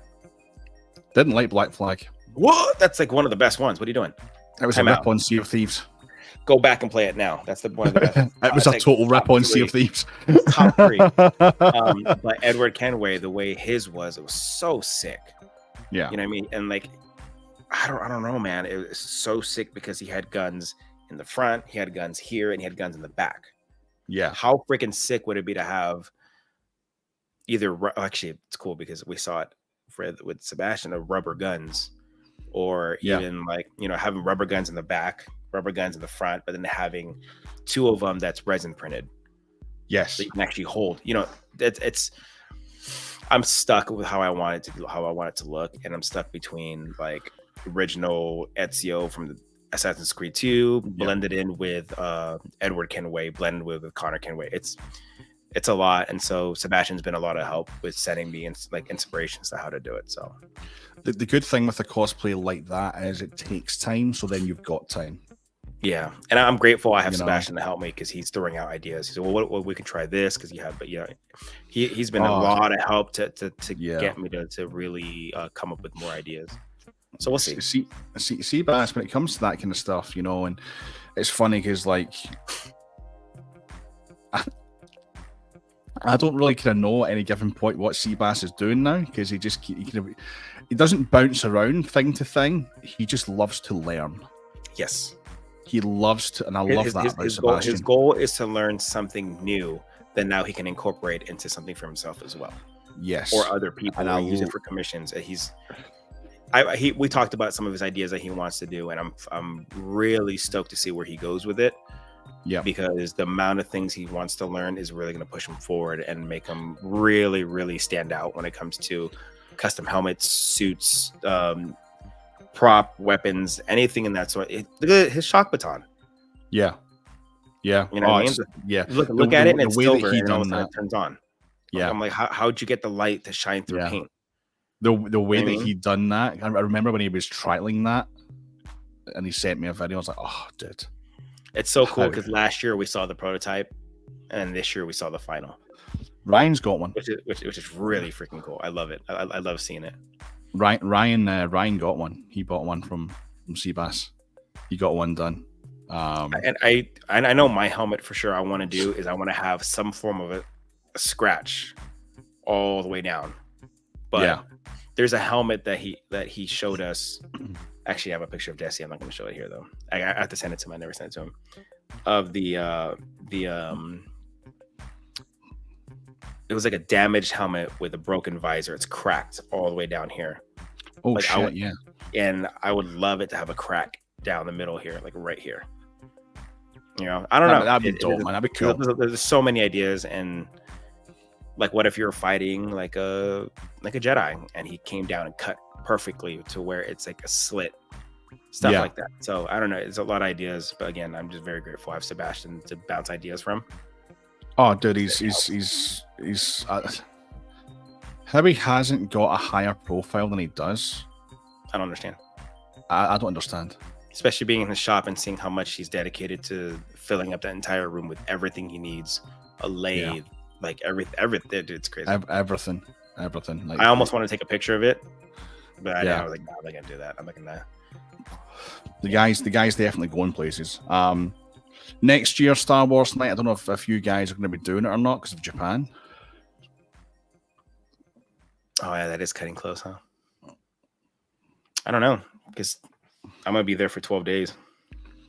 That's the thing. I haven't looked into that yet. If I just wait for the phone call. This is the thing. If you guys are doing it next year, then I'll come out. Hell yeah. I'm excited. I'll come out for it. I will forgo if Florida's a thing next year. I will forgo Florida to do the Star Wars night. Okay, I might have to do the same. No. I'll have to choose between one and another, since being in Japan for essentially it's 11 days because of travel time. Whole 12 days because of travel time. But besides that, it's the thing for you though is like, you know, LA is such a short flight. Yeah, that's the best part. Like I'll have to fly into LA the night before. Yeah. And then catch the next morning flight, but it's not a bit. I could stay up family and stuff. I just need to wait and see at the time kind of who's going closer at the time, because it's definitely something that I was. There was, like Louise this year said that night that I looked at the prices about like 12 weeks ago. She was like, "Go." That's right. I remember that. Yeah. Because the flights were like 380 or something. They were dead cheap. And I'm like, nah. 10 hour is it's like a 10-hour flight, but travel time is a little bit longer because you have to have a layover, right? Yeah. Layover in London, I think. So I was gonna come. I'm like, She's like, go. And I'm like, no, we've got a 6-week-old baby. I can't leave you with a 6. She's like, I'll be fine. I'm like, I know you'll be fine, but me and my conscience, I can't leave you with a 6-year-old baby and go gallivanting halfway across the world. That's how I feel about Tokyo too. So I'm trying to make some arrangements with family here. Like, hey, can you help while I'm gone? Yeah. You know, take the little one to school, help Liz out because she's, you know, whether she's, you know, working, all that. Like, can you just help her? You know, or you know, be like, hey, maybe the little one can miss like 2 days of school while I'm gone, but in those 2 days, can you take her so that, you know, Liz can have some time to herself? And this is the thing that I don't think. Well, I don't really. I don't think anyone really kind of talks about it, is to be the partner of a Star Wars nerd who enjoys doing the things that we enjoy doing is not an easy feat or task. No, they take the back seat in a lot. They take the back seat in a lot, and they give up a lot. That's the hardest part. That's the hardest part. You know, we're very grateful that when we were in London, those partners also took a step back because they also realized that we're all together finally. Like, I'm sure there's quite a few times it was you, me, Jesse, Ryan, 6-7 feet away, and they're behind us, just talking to each other because we're all together. But that was the thing. That was the thing, though. I loved how Liz was there because, you know, Liz and Louise just kind of, I think, went after and just kind of went and done their own thing. Yeah, It gave us an opportunity to do that, but they said, let the boys go, let them do their thing, let them geek out, let them be nerds, and let them do their thing. And we'll just kind of like take that step back. But so people don't realize that step back is taken even when we leave. She was just right here right now. Hey, are you gonna eat lunch? I'm like, yeah, here in a second. Yeah. You know? They are the real MVPs, you know? Yeah. Like they are. 100%. I mean, it's great doing, you know, what you and I do, doing YouTube. It's awesome, you know, and working with companies and you know, and doing reviews of things and stuff, and you know, I'll come out and say it, getting free things. You know, it's awesome, right? Let's not pretend it isn't.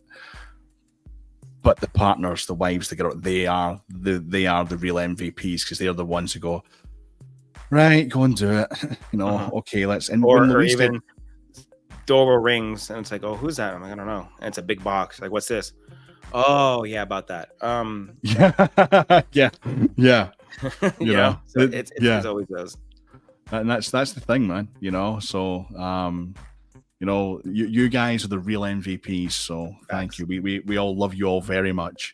Even Elvis's wife, you know, last year for Florida, because he'd done a lot of kind of little vacation things, and I said to him as a joke, just tell her that, you know, Sam and Ryan are coming all the way from Scotland to see you. And he actually said that, and she went, right, okay, on you go. Yeah. So, what was Elvis's wife? Is it Kelly? What's he? No. I don't know what it's not. I can't remember. Oh my God, I had a brain fart. Yeah, I'm having a brain fart as well. I forgot. No, I had a serious brain fart. But at the end of the day, they're very supportive, and they are. You know, sometimes I'll be like on my phone, just who you talking to? Elvis. You know what I mean? Like, yeah. I'll be back. You know, we'll be in bed, and it's like, all right, it's time for bed. And then I get a text from Jesse. Hey, we're hanging out. If you want to come? Okay, I get up, and I'm sitting right here, and we're all just like talking. So. Yeah, it's it's a tough life for them. We love them all very much, and we appreciate. Hey, but we appreciate what you. I tell her, I say, I know it's a lot, I know, but we made it to London though. Like, where's where's the negative in this one? You know, exactly. You know, when Louise said, "Can I come to London? Can I?" And I'm like, "Yes, absolutely, you can." Like, if you can. Liz is a little upset that I'm going to Tokyo alone. Well, I'm not going alone. Me traveling with Seabass too, but you know, one thing I did tell her, I was like, this is such a far trip away from home. I would rather do this alone, so that next time I'll bring you with me, so I have a better understanding of everything in the area, what it's like being there, so that I don't want you being blindsided when you get there, culture shock or anything like that. It's, hey, don't do that. You know what I mean? Because there are ways you need to react. Your mannerisms are different over there. So giving a heads up to somebody who's never been there, for me, I feel more comfortable doing it that way. Well, it was when it was announced last year when we were in London, and I said to Louise, I was like, so you know, so Japan, Tokyo? She went, nope, you're on your own. I'm like, okay. We were having dinner when that came out, right? Near Tower Bridge. No, because they announced it at the closing ceremony, didn't they? Oh no, we were coming out of the tube and we ran into you guys out of nowhere. That's right. And then Jesse had his thing, his whatever, the Max Rebo thing. Yes. And and then they're like, let's go eat. I was like, well, let me take your stuff. I'll put it in my room and we'll go eat. That's when I found out about Tokyo, because we were just coming back from, I think, Chinatown. I think. That's right. Right. Yeah. Damn, that's right. I remember that. And the hotel charged me twice. No, we didn't. That's just right. And your chicken was I can confirm that hotel charged me twice, and I still didn't get a refund. Hey, it's a great location. Oh, it was fantastic, lovely. I got to wake up to Tower Bridge every day. I was like, oh, I know. So nice. It was cool. Good times. I got to wake up to Ryan throwing up in the fucking sink. That's hilarious. I wish I was there for that. That was. I need to send you the video. I've got the video of it. I need to send you the stories I heard the following morning. They're like, you missed out. That's funny. Oh man, Chris, dude, it has been a pleasure, mate. Thank you so much for your time this evening, or this afternoon, morning for you. I think it's afternoon now. Afternoon, yeah. So listen, man, thank you so much for your time. Thanks. Appreciate you for letting me come on, dude. Dude, thanks for your love, your friendship, everything. You're one of the real ones, man. You're one of the real ones. I'm so blessed that we met, and I'm so blessed to have you as a friend and call you a friend. So thank you for everything. But this won't be the last time you're on here. Don't worry. We'll do this again. We'll do it again. We'll do this again next week. No, we will do this again. But yeah, no, dude, thank you so much. I hope everyone in the chat has enjoyed the first ever Batuu Banter, formerly known as the Kyber Show.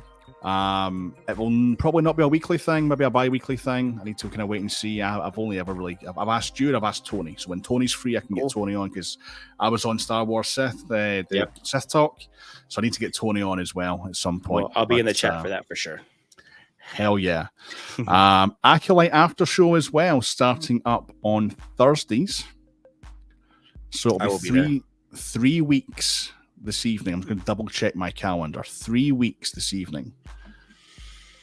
Is it 3 weeks? 1, 2. Yes, it is 3 weeks tonight.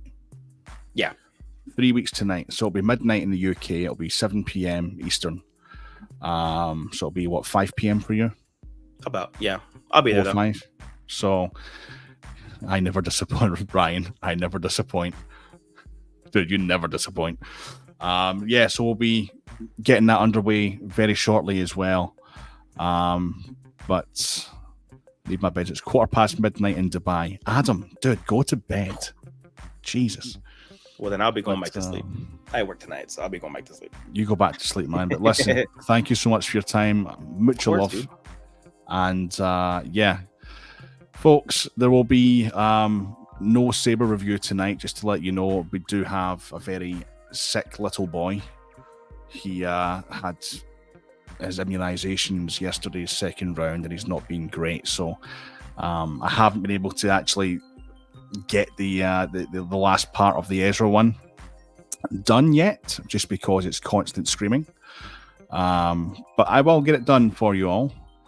And don't forget, Monday I'll be back live and drawing the winner of the Qui-Gon Jinn Xeno lightsaber. So if you haven't entered already, find the reel on my Instagram page, follow the steps, and you'll be in the draw for that on Monday evening. But for now, that's it from me. That's it from Chris. Chris, what the final word?